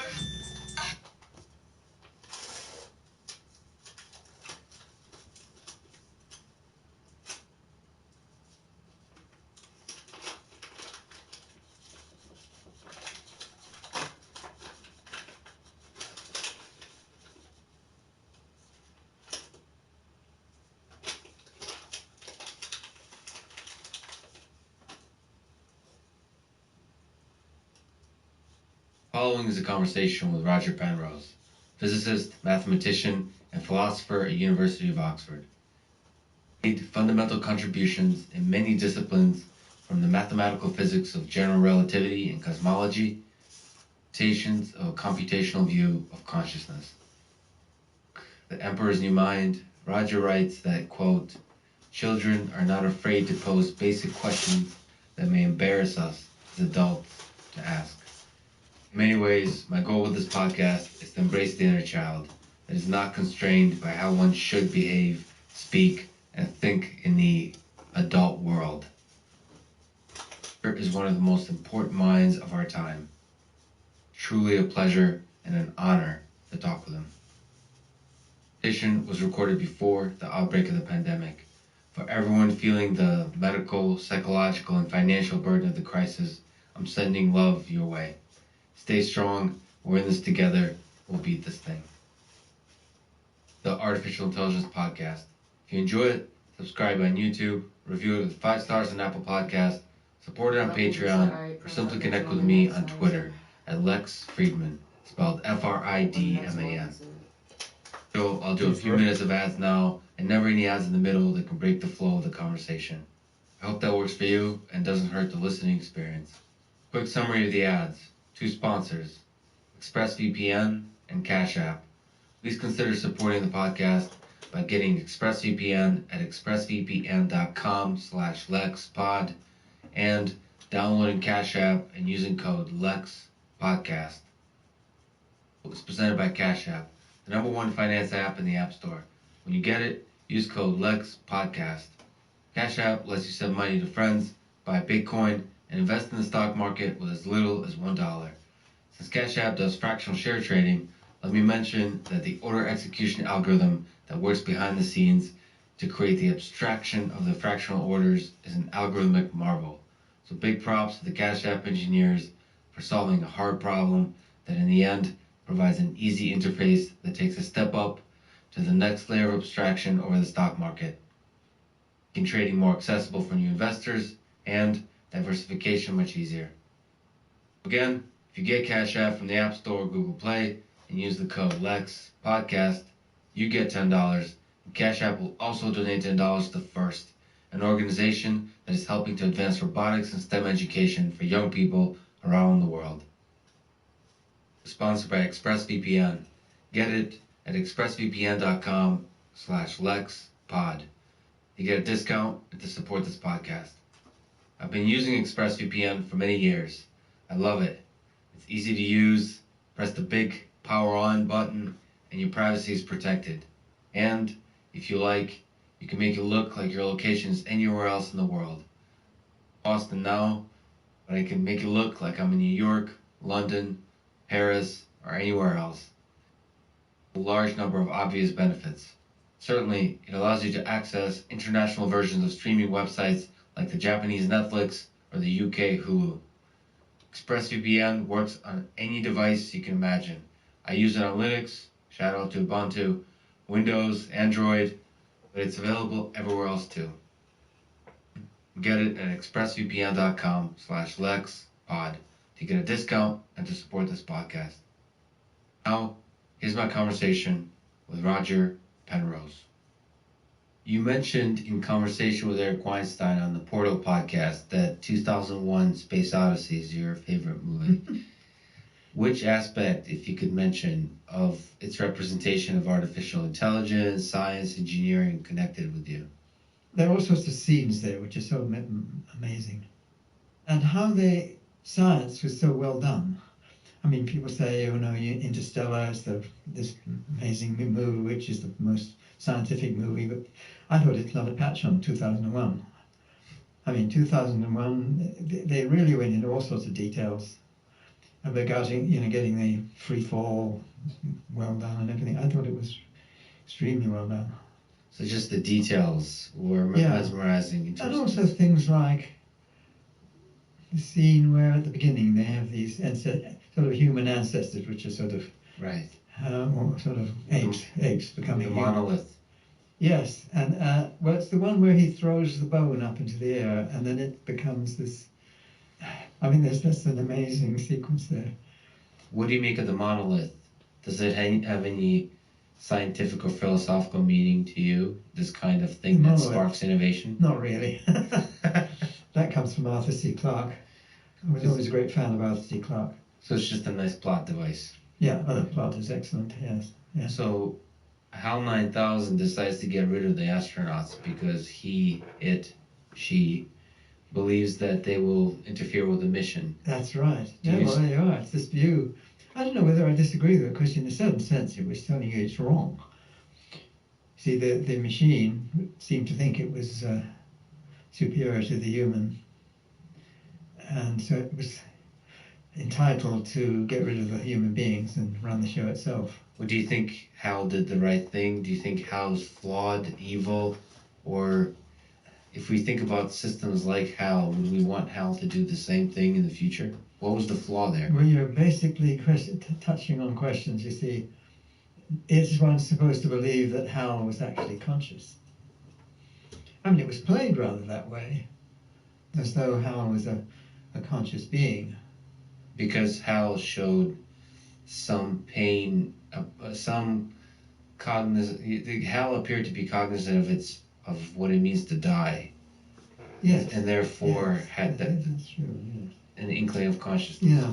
I mean, I'm not sure that aspect of it was made completely clear, whether HAL was really just a very sophisticated computer, which really didn't actually have these feelings and somehow. But you're right, it didn't like the idea of being turned off. How does it change things if HAL was or wasn't conscious? Well, it might say that it would be wrong to turn it off if it was actually conscious. I mean, these questions arise if you think. I mean, AI, one of the ideas, it's sort of a mixture in a sense. You say, if it's trying to do everything a human can do, and if you take the view that consciousness is something which would come along when the computer is sufficiently complicated, sufficiently whatever criterion you use to characterize its consciousness in terms of some computational criterion.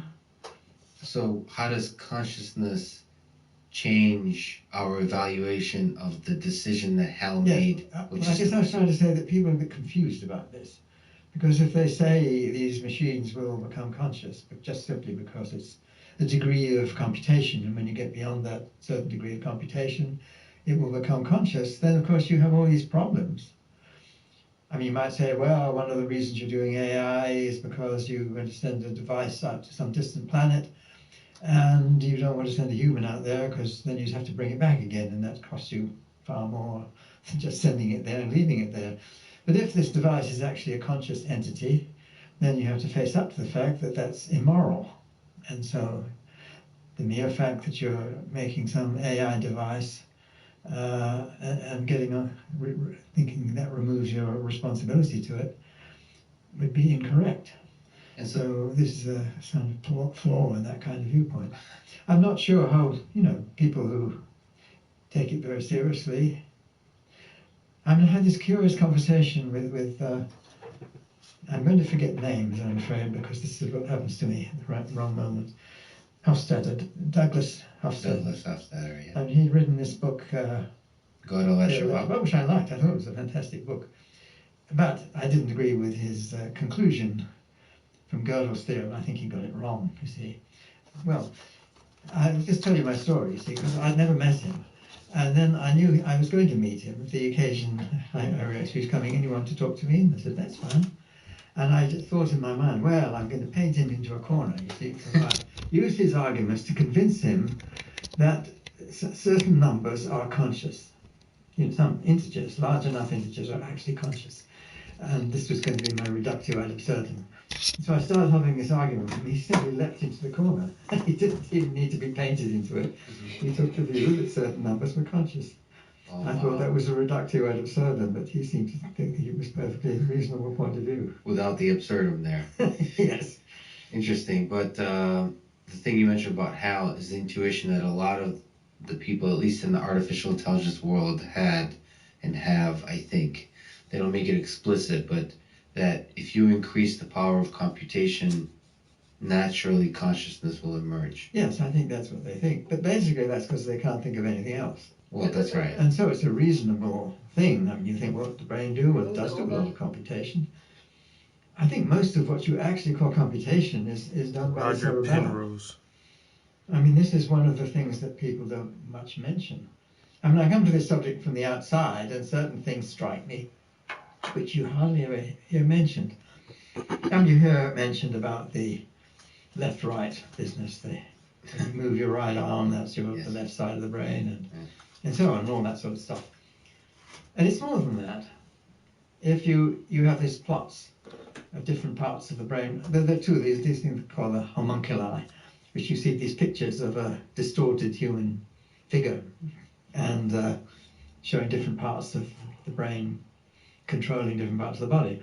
And it's not simply things like, okay, the right hand is controlled and both sensory and motor on the left side, left hand on the right side. It's more than that. Vision is at the back, basically. Your feet at the top. And it's as though it's about the worst organization you can imagine. Right, yeah. So it can't just be a mistake in nature. There's something going on there. And this is made more pronounced when you think of the cerebellum. The cerebellum has, when I was first thinking about these things, I was told that it had half as many neurons or something like that, comparable. And now they tell me it's got far more neurons than the cerebrum. The cerebrum is this sort of convoluted thing at the top people always talk about. Cerebellum is this thing which looks a bit like a ball of wool right at the back underneath. Yeah. It's got more neurons. It's got more connections. Computationally, it's got much more going on than the cerebrum. But as far as we know, although it's slightly controversial, the cerebellum is entirely unconscious. So the actions, you have a pianist who plays an incredible piece of music and you think of, he moves his little finger into this little key to hit it just the right moment? Does he or she consciously will that movement? No. Okay, the consciousness is coming in. It's probably to do with the feeling of the piece of music that's being performed and that sort of thing, which is going on. But the details of what's going on are controlled, I would think, almost entirely by the cerebellum. That's where you have this precision and the really detailed. Once you get, I mean, you think of a tennis player or something. Does that tennis player think exactly how which muscle should be moved in what direction and so on? No, of course not. But he or she will maybe think, well, if the ball is angled in such a way in that corner, that will be tricky for the opponent. And the details of that are all done largely with the cerebellum. That's where all the precise motions, but it's unconscious. So why is it interesting to you that so much computation is done in the cerebellum and yet it is unconscious? Because it doesn't. It's the view that somehow it's computation, which is producing the consciousness, and here you have an incredible amount of computation going on, and as far as we know, it's completely unconscious. So why? What's the difference? And I think it's an important thing. What's the difference?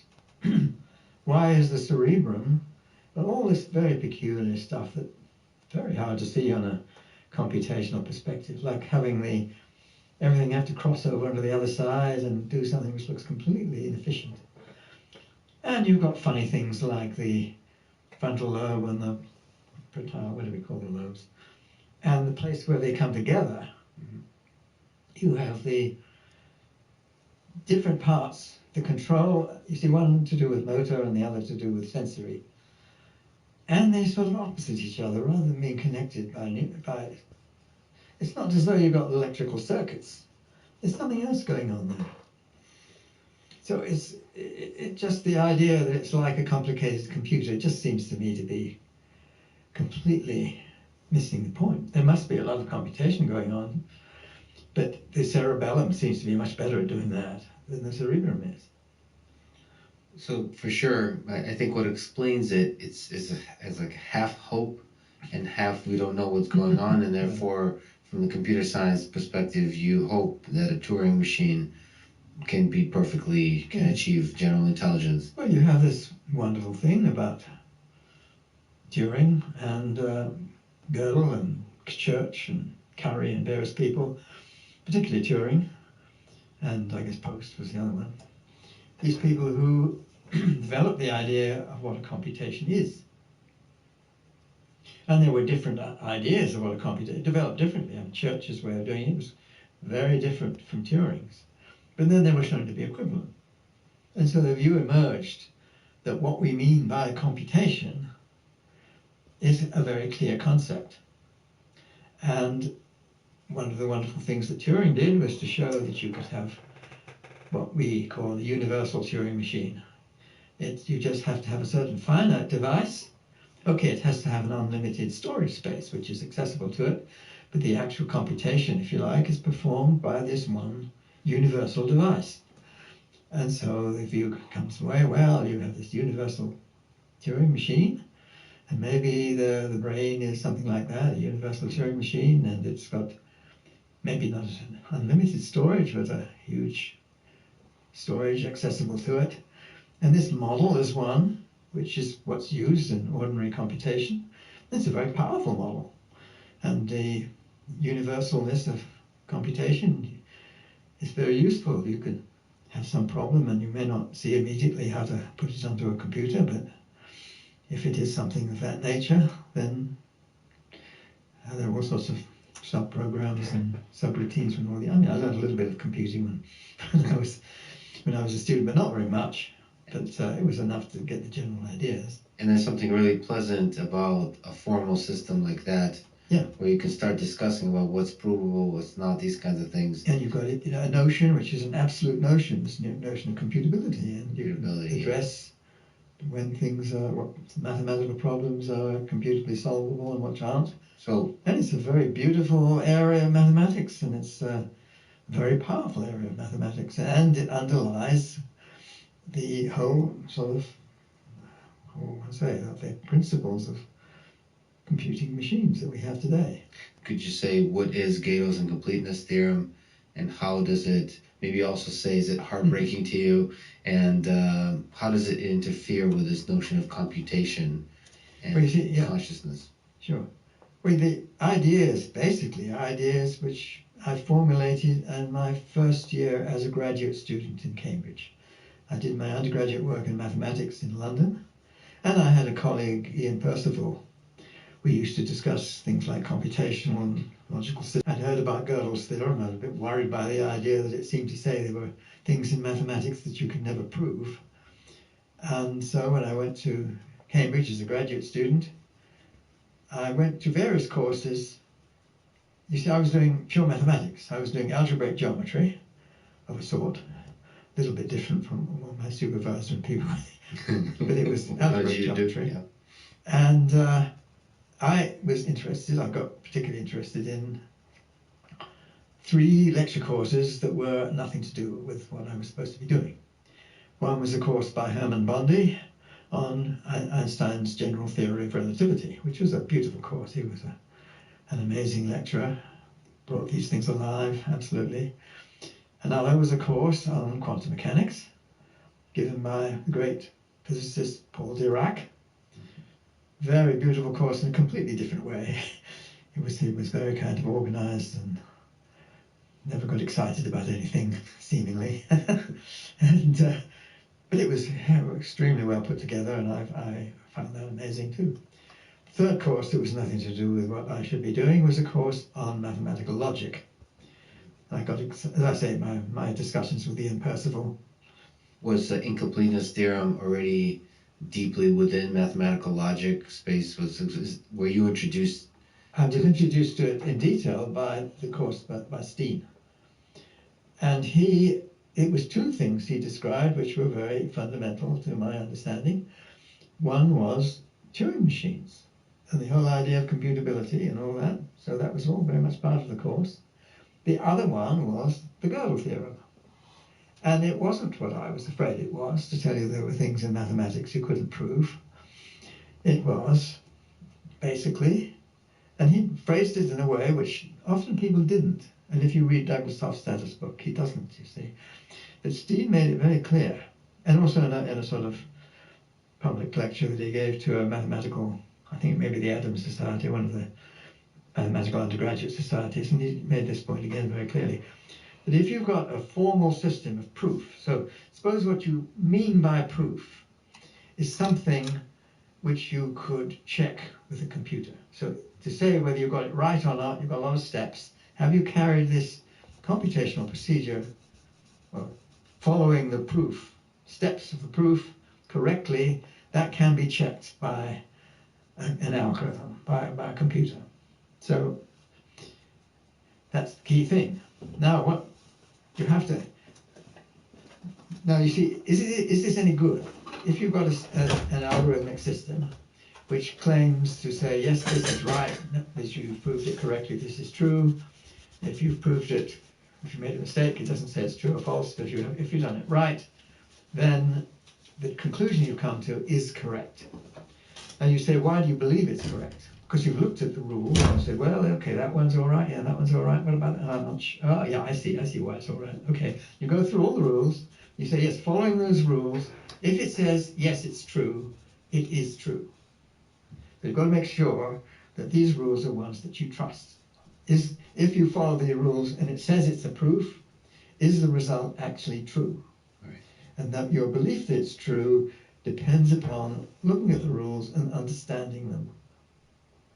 Now, what Gödel shows that if you have such a system, then you can construct a statement of the very kind that it's supposed to look at, a mathematical statement, and you can see by the way it's constructed and what it means that it's true, but not provable by the rules that you've been given. And it depends on your trust in the rules. Do you believe that the rules only give you truths? If you believe the rules only give you truths, then you believe this other statement is also true. I found this absolutely mind-blowing. When I saw this, it blew my mind. I thought, my God, you can see that this statement is true. It's as good as any proof, because it only depends on your belief in the reliability of the proof procedure. That's all it is. And understanding that the coding is done correctly, and it enables you to transcend that system. So whatever system you have, as long as you can understand what it's doing and why you believe it only gives you truths, then you can see beyond that system. Now, how do you see beyond it? What is it that enables you to transcend that system? Well, it's your understanding of what the system is actually saying and what the statement that you've constructed is actually saying. So it's this quality of understanding, whatever it is, which is not governed by rules. It's not a computational procedure. So this idea of understanding is not going to be within the rules of within the formal system. Yes, you're only using those rules anyway, because you have understood them to be rules which only give you truths. There'd be no point in it otherwise. I mean, people say, well, okay, this is one set of rules as good as any other. Well, it's not true. You see, you have to understand what the rules mean. And why does that understanding of them mean give you something beyond the rules themselves?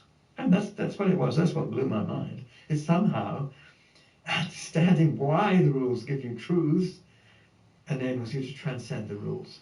So that's where, I mean, even at that time, that's already where the thought entered your mind that the idea of understanding, or we can start calling it things like intelligence or even consciousness, is outside the rules. Yes. See, so I've always concentrated on understanding. You know, people tell me, well, you know, what about creativity? That's something a machine can't do. Well, I don't know. What is creativity? And I don't know. And, you know, somebody can put some funny things on a piece of paper and say that's creative, and you could make a machine do that. Is it really creative? I don't know. You see, I worry about that one. I sort of agree with it in a sense, but it's so hard to do anything with that statement. But understanding, yes, you can. You can go see that understanding whatever it is, and it's very hard to put your finger on it. That's absolutely true. Can you try to define or maybe dance around a definition of understanding? To some degree, but I often wondered about this. But there is something there which is very slippery. It's something like standing back. And it's got to be something, you see, it's also got to be something which was of value to our remote ancestors. Right. Because sometimes there's a cartoon which I drew sometimes showing you how all these, in the foreground you see this mathematician just doing some mathematical theorem. There's a little bit of a joke in that theorem, but let's not go into that. He's trying to prove some theorem, and he's about to be eaten by a saber-toothed tiger who's hiding in the undergrowth, you see. And in the distance you see his cousins building growing crops, building shelters, domesticating animals. And in the slight foreground, you see they built a mammoth trap, and this poor old mammoth is falling into a pit, you see, and all these people around him are about to grab him, you see. And well, you see, those are the ones who, the quality of understanding, which goes with it's not just the mathematician doing his mathematics. This understanding quality is something else, which has been a tremendous advantage to us, not just to us. See, I don't think consciousness is limited to humans. Yeah, that's the interesting question. At which point, if it is indeed connected to the evolutionary process, at which point did we pick up this? A very hard question. It's certainly, I don't think it's primates. You know, you see these pictures of African hunting dogs and how they can plan amongst themselves how to catch the antelopes. Some of these David Attenborough films, I think this probably was one of them. And you can see the hunting dogs, and they divide themselves into two groups, and they go in two different routes. One of them goes and they sort of hide next to the river. And the other group goes around and they start yelping at these, they don't bark, I guess, whatever noise hunting dogs do, the antelopes, and they sort of round them up and they chase them in the direction of the river. And there are the other ones just waiting for them, just to get, because when they get to the river it slows them down, and so they pounce on them. So they've obviously planned this all out somehow. I have no idea how, And there is some element of conscious planning, as far as I can see. I don't think it's just some kind of... so much of AI these days is done on what they call bottom-up systems, is it? Yeah. Right. Where you have neural networks and you give them a zillion different things to look at, and then they sort of can choose one thing over another just because it's seen so many examples and picks up on little signals which one may not even be conscious of. And that doesn't feel like understanding. And there's no understanding in that whatsoever. So, well, you're being a little bit human-centric, so... Well, I think I would expect... I'm not with the dogs, am I? No, you're not. Sorry, not human-centric, but I misspoke. Biology-centric. Is it possible that consciousness would just look slightly different? Well, I'm not saying it's biological, because we don't know. Right. I think other examples with the elephants is a wonderful example, too. Where I think this was an Attenborough one, where the elephants have to go from the troop of them have to go long distances. And the leader of a troop is a female, they all are apparently. And this female, at a certain point, she made a detour. And they went off in this big detour. All the troop came with her. And this was where her sister had died. And there were her bones lying around. And they go and pick up the bones. And they hand it around and they caress the bones. And then they put them back and they will go back again. What the hell are they doing? That's so interesting. I mean, there's something going on. There's no clear connection with natural selection. There's just some deep feeling going on there, which has to do with their conscious experience. And I think it's something that overall is advantageous. Natural selection, but not directly to do with natural selection. I like that. There's something going on there. Yeah. Like I told you, I'm Russian, so I tend to romanticize all things of this nature. that it's not merely cold, hard computation. Perhaps I could just slightly answer your question. You were asking me, what is it? There's something about sort of standing back and thinking about your own thought processes. I mean, there is something like that in the Gödel thing, because you're not following the rules, you're standing back and thinking about the rules. And so there is something that you might say, you think about you're doing something, and you think, what the hell am I doing? And you sort of stand back and think about what it is that's making you think in such a way. Just take a step back outside the game you've been playing. Yeah, you back up and you think about, you're just not playing the game anymore. You're thinking about what the hell you're doing in playing this game. And that's somehow, it's not a very precise descriptor, but somehow feels very true that's somehow understanding. So this kind of reflection. The reflection, yes. Yeah. There is it's a bit hard to put your finger on, but there is something there which I think maybe could be unearthed at some point and see this is really what's going on, why conscious beings have this advantage, what it is that gives them an advantage. And I think it goes way back. I don't think we're talking about the hunting dogs and the elephants. It's pretty clear that octopuses have the same sort of quality, and we call it consciousness. Yeah, I think so. I've seen enough examples of the way that they behave, and the evolution route is completely different. Does it go way back to some common ancestor, or did it come separately? My hope is it's something simple, but the hard question, if there's a hardware prerequisite, will we have to develop some kind of hardware mechanisms in our computers? Like basically, as you suggest, we'll get to in a second, we kind of have to throw away the computer as we know it today. The deterministic machines we know today to try to create it. I mean, my hope, of course, is not, but... Well, I should go really back to the story, which in a sense I haven't finished. Yes. Because I went to these 3 courses, you see, when I was a graduate student. And so I started to think, well, I'm a pretty, what you might call a materialist in the sense of thinking that there's no kind of mystical or something or other which comes in from who knows where. You still that? Yeah, you still throughout your life in a I don't like the word materialist because it suggests we know what material is. And that is a bad word because... But there's no mystical... It's not some mystical something which is not treatable by science. That's so beautifully put. Just to pause on that for a second. You're a materialist, but you acknowledge that we don't really know what the material is. That's right. I mean, I like to call myself a scientist, I suppose, but it means that, yes, well, you see, the question goes on here. So I began thinking, okay, if consciousness or understanding is something which is not a computational process, what can it be? And I knew enough from my undergraduate work. I knew about Newtonian mechanics, and I knew how basically you could put it on a computer. There is a fundamental issue, which is it important or not, that computation depends upon discrete things, so you're using discrete elements, whereas the physical laws depend on the continuum. Now, is this something to do with it? Is it the fact that we use the continuum in our physics, and if we model our physical system, we use discrete systems like ordinary computers? I came to the view that that's probably not it.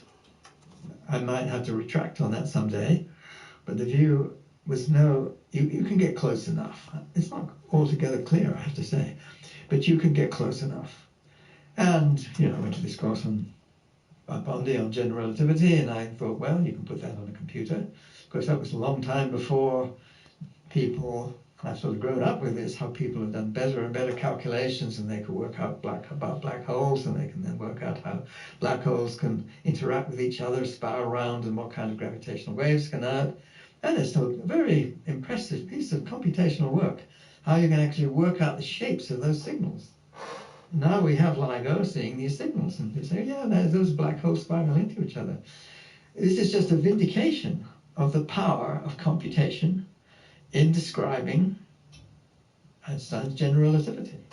So in that case, we can get close, but so with computation, we can get close to our understanding of the physics. You can get very, very close. Now, is that close enough, you see? And then I went to this course by Dirac. Now, you see, I think it was the very first lecture that he gave, and he was talking about the superposition principle. And he said, if you have a particle, you usually think of particle can be over here or over there, but in quantum mechanics, it can be over here and over there at the same time. And you have these states which involve a superposition, in some sense, of different locations for that particle. And then he got out his piece of chalk. Some people say he broke it in two as a kind of illustration of how the piece of chalk might be over here and over there at the same time. And he was talking about this, and my mind wandered. I don't remember what he said. All I can remember, he just moved on to the next topic, and something about energy he'd mentioned, which I had no idea what it had to do with anything. And so I'd been struck with this and worried about it ever since. It's probably just as well I didn't hear his explanation, because it was probably one of these things to calm me down and not worry about it anymore. Whereas in my case, I've worried about it ever since. So I thought, maybe that's the catch. There is something in quantum mechanics where these superpositions become one or the other, and that's not part of quantum mechanics. There's something missing in the theory. The theory is incomplete. It's not just incomplete, it's in a certain sense not quite right, because if you follow the equation, the basic equation of quantum mechanics, that's the Schrödinger equation, you could put that on a computer too. There are lots of difficulties about how many parameters you have to put in and so on. That can be very tricky, but nevertheless, it is a computational process. Modulo this question about the continuum as before, but it's not clear that makes any difference. So our theories of quantum mechanics may be missing the same element that the universal Turing machine is missing about consciousness. Yes. Yeah, this is the view I held, is that you need a theory, and that what people call the reduction of the state or the collapse of the wave function, which you have to have, otherwise quantum mechanics doesn't relate to the world we see. To make it relate to the world we see, you've got to break the Schrödinger equation. Schrödinger himself was absolutely appalled by this idea, his own equation. I mean, that's why he introduced this famous Schrödinger's cat as a thought experiment. He's really saying, look, this is where my equation leads you into it. There's something wrong, something we haven't understood, which is basically fundamental. And so I was trying to put all these things together and said, well, it's got to be the non-computability comes in there. And I also can't quite remember when I thought this, but it's when gravity is involved in quantum mechanics. It's the combination of those two, and it's that point when you have good reasons to believe, this came much later, but I have good reason to believe that the principles of general relativity and those of quantum mechanics, most particularly, it's the basic principle of equivalence, which goes back to Galileo. If you fall freely, you eliminate the gravitational field. So you imagine Galileo dropping his big rock and his little rock from the Leaning Tower, whether he actually ever did that or not, it's pretty irrelevant. And as the rocks fall to the ground, you have a little insect sitting on one of them looking at the other one. And it seems to think, oh, there's no gravity here. Of course, it hits the ground and then you realize something's different's going on. But when it's in free fall, the gravity has been eliminated. Galileo understood that very beautifully. He gives these wonderful examples of fireworks. And you see the fireworks and explode, and you see this sphere of sparkling fireworks. It remains a sphere as it falls down, as though there were no gravity. So he understood that principle, but he couldn't make a theory out of it. Einstein came along, used exactly the same principle, and that's the basis of Einstein's general theory of relativity. Now, there is a conflict. This is something I did much, much later, so this wasn't those days. Much, much later. You can see there is a basic conflict between the principle of superposition, the thing that Dirac was talking about, and the principle of general covariance, of equivalence. Gravitational field is equivalent to an acceleration. Can you pause for a second? What is the principle of equivalence? It's this Galileo principle that we can eliminate, at least locally. You have to be in a small neighborhood, because you see, if you have people dropping rocks all around the world somewhere, you can't get rid of it all at once. But in a local neighborhood, you can eliminate the gravitational field by falling freely with it. And we now see that with astronauts, and they don't, the Earth is right there. You can see the great globe of the Earth right beneath them. But they don't care about it. As far as they're concerned, there's no gravity. They fall freely in the gravitational field, and that gets rid of the gravitational field. And that's the principle of equivalence. So what's the contradiction? What's the tension with superposition and the equivalence? Technical. Well, wait. So just to backtrack for a second, just to see if we can weave a thread through it all. Yes. So we started to think about consciousness as potentially needing some of the same, not mystical, but some of the same magic. You see, it is a complicated story. So people think, I'm drifting away from the point or something. But I think it is a complicated story. So what I'm trying to say, I try to put it in a nutshell, it's not so easy. I'm trying to say that whatever consciousness is, it's not a computation. Yes. Or it's not a physical process which can be described by computation. But it nevertheless could be one of the interesting models that you've proposed is the orchestrated objective reduction. Yes, but you see, that's going from there, you see. So I say I have no idea. So I wrote this book. Through my scientific career, I thought, when I'm retired, I'll have enough time to write a sort of popularish book, which I will explain my ideas and puzzles, what I like, beautiful things about physics and mathematics, and this puzzle about computability and consciousness and so on.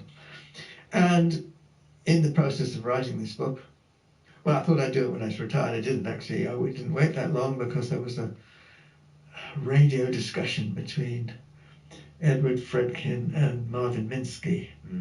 And they were talking about what computers could do, and they were entering a big room, and they imagined entering this big room. At the other end of the room, two computers were talking to each other. And as you walk up to the computers, they will have communicated to each other more ideas, concepts, things than the entire human race had ever done. Yes. So I thought, well, I know where you're coming from, but I just don't believe you. There's something missing. So I thought, well, I should write my book. And so I did. It was at roughly the same time Stephen Hawking writing his brief history of time. And in the 80s at some point. The book you're talking about is The Emperor's New The Mind. Emperor's New Mind, that's right. And both are incredible books, The Brief History of Time and Emperor's New Mind. Yes, it was quite interesting because he told me he got Carl Sagan, I think, to write a foreword. Good get. To the book, you see. So I thought, gosh, what am I going to do? I'm not going to get anywhere unless I get somebody. So I said, oh, I know Martin Gardner, so I wonder if he'd do it. So he did, and he did a very nice foreword. So that's an incredible book, and some of the same people you mentioned, Ed Franken, which I guess of Expert Systems fame, and Minsky, of course, people know in the AI world, but they represent the artificial intelligence Absolutely, world that's right. that do hope and dream that AI's intelligence is. That's right. Well, you see, it was my thinking. Well, I see where they're coming from, and from that disagree. perspective, Oh. yeah, you're right. But that's not my perspective. So I thought I had to say it. And as I was writing my book, you see, I thought, well, I don't really know anything about neurophysiology. What am I doing writing this book? So I started reading up about neurophysiology. And I read nothing. I was trying to find out how it is that nerve signals could possibly preserve quantum coherence. And all I read is that the electrical signals which go along the nerves create effects through the brain. There's no chance you can isolate it. So I thought, this is hopeless. So I come to the end of the book, and I more or less give up. I just think of something which I didn't believe in. Maybe this is a way around it, but no. And then you see, I thought, well, maybe this book will at least stimulate young people to do science or something. And I got all these letters from old retired people instead. These are the only people who had time to read my book. So, I mean, except for Stuart Hameroff. Except for Stuart Hameroff. Stuart Hameroff wrote to me and he said, I think you're missing something. You don't know about microtubules, do you? He didn't put it quite like that, but that was more or less it. And he said, this is what you really need to consider. So I thought, my God, yes, that's a much more promising structure. So, I mean, fundamentally, you were searching for the source of, non-computable source of consciousness within the human brain, in the biology. And so, what are, if I may ask, what are microtubules?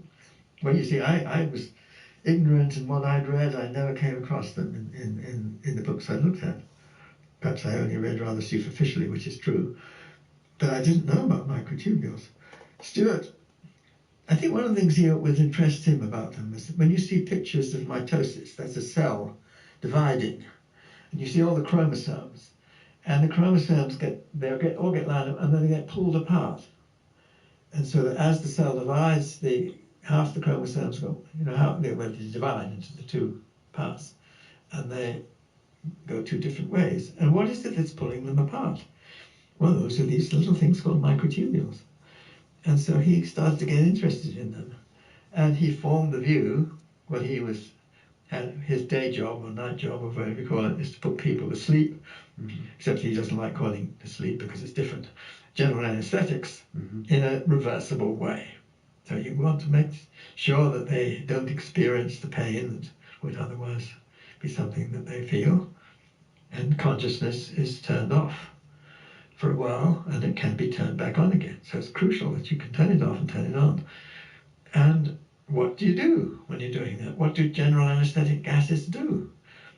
And see, he formed the view that it's the microtubules that they affect. And the details of why he formed that view is not all that clear to me, but there's an interesting story he keeps talking about. But I found this very exciting because I thought these structures, these little tubes, which inhabit pretty well all cells, it's not just neurons, apart from red blood cells, they inhabit pretty well all the other cells in the body. But they're not all the same kind. You get different kinds of microtubules. And the ones that excited me the most, this may still not be totally clear, but the ones that excited me most were the only ones that I knew about at the time, because they're very, very symmetrical structures.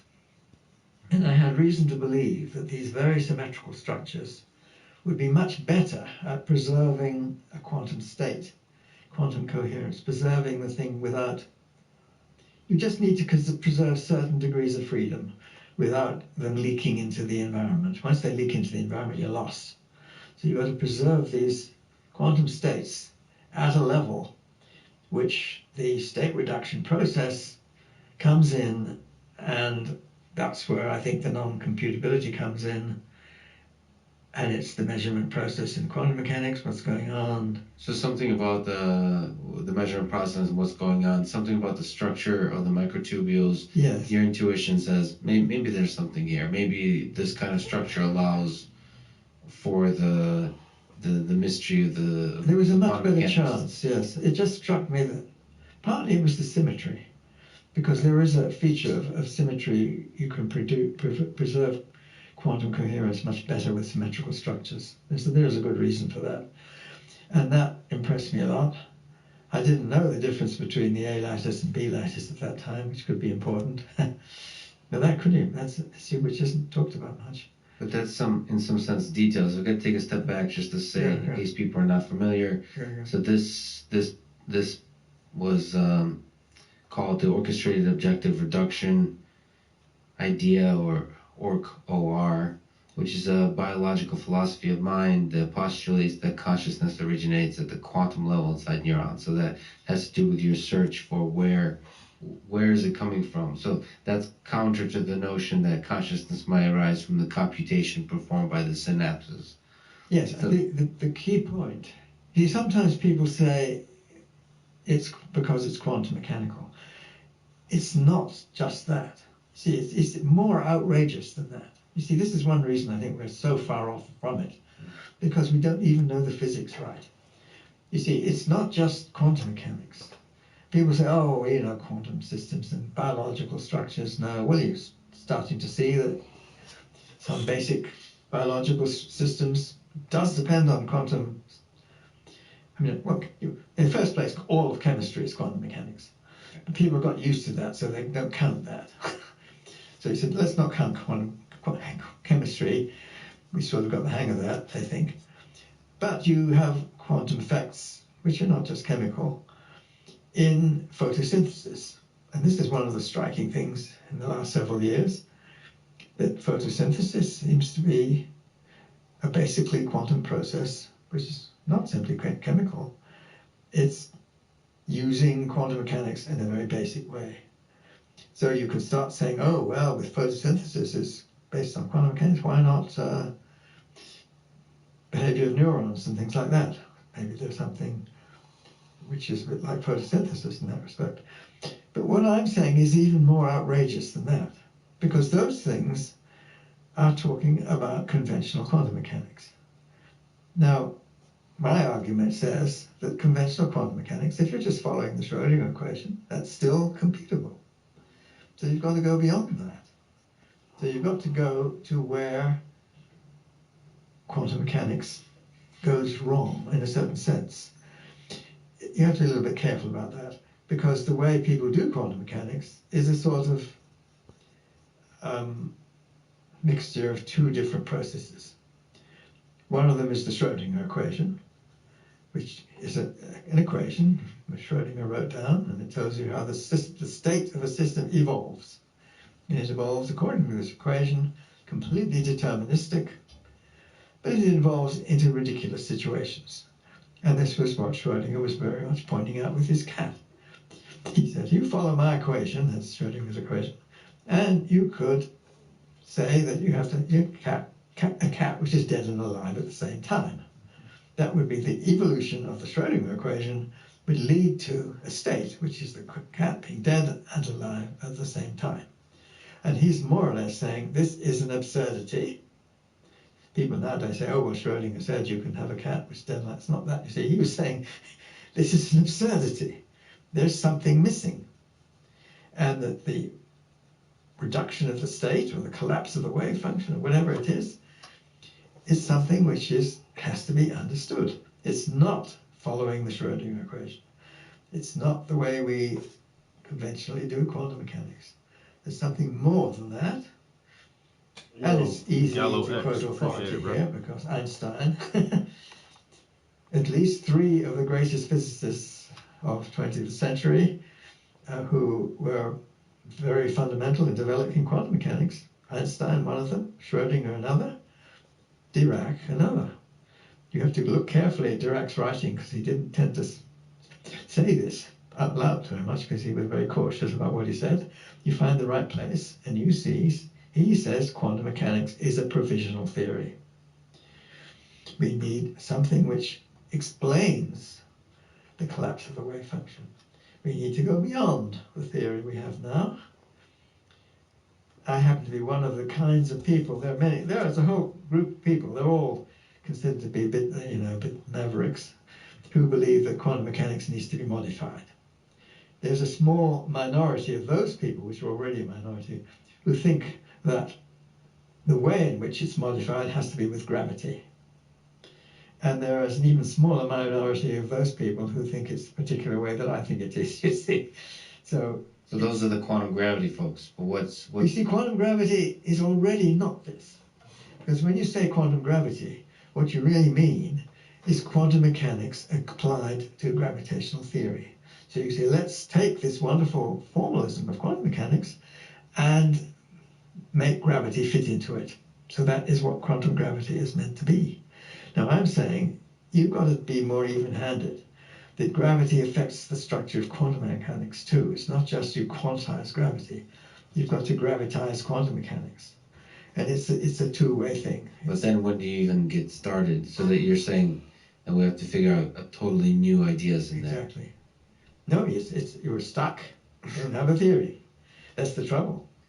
So this is a big problem. If you say, okay, well, what's the theory? I don't know. So maybe in the very early days, sort of. It is in the very early days, but I'm just making this point. Yes. Well, you see, Stuart Hameroff tends to be, Penrose says that it's got to be a reduction of the state and so let's use it. The trouble is Penrose doesn't say that. Penrose says, well, I think that, but right. we have no experiments as yet which show it's that. Yes. There are experiments which are being thought through and which I'm hoping will be performed. There is an experiment which is being developed by Dirk Bouwmeester, who I've known for a long time, who shares his time between Leiden in the Netherlands and Santa Barbara in the US. And he's been working on an experiment which could perhaps demonstrate that quantum mechanics, as we now understand it, if you don't bring in the gravitational effects, has to be modified. And then there's also experiments that are underway that kind of look at the microtubule side of things to see if there's, in the biology, you could see something like that. Could you briefly mention it? Because that's a really sort of one of the only experimental attempts in the very early days of even thinking about consciousness. I think there's a very serious area here, which is what Stuart Hameroff is doing, and I think it's very important. One of the few places that you can really get a bit of a handle on what consciousness is what turns it off. And when you're thinking about general anesthetics, it's very specific. These things turn consciousness off. What the hell do they do? Right. Well, Stuart and a number of people who work with him and others happen to believe that the general anesthetics directly affect microtubules. And there is some evidence for this. I don't know how strong it is and how watertight the case is, but I think there is some evidence pointing in that kind of direction. It's not just an ordinary chemical process, there's something quite different about it. And one of the main candidates is that these anesthetic gases do affect directly microtubules. And how strong that evidence is, I wouldn't be in a position to say, but I think there is fairly impressive evidence. And the point is the experiments are being undertaken, which is...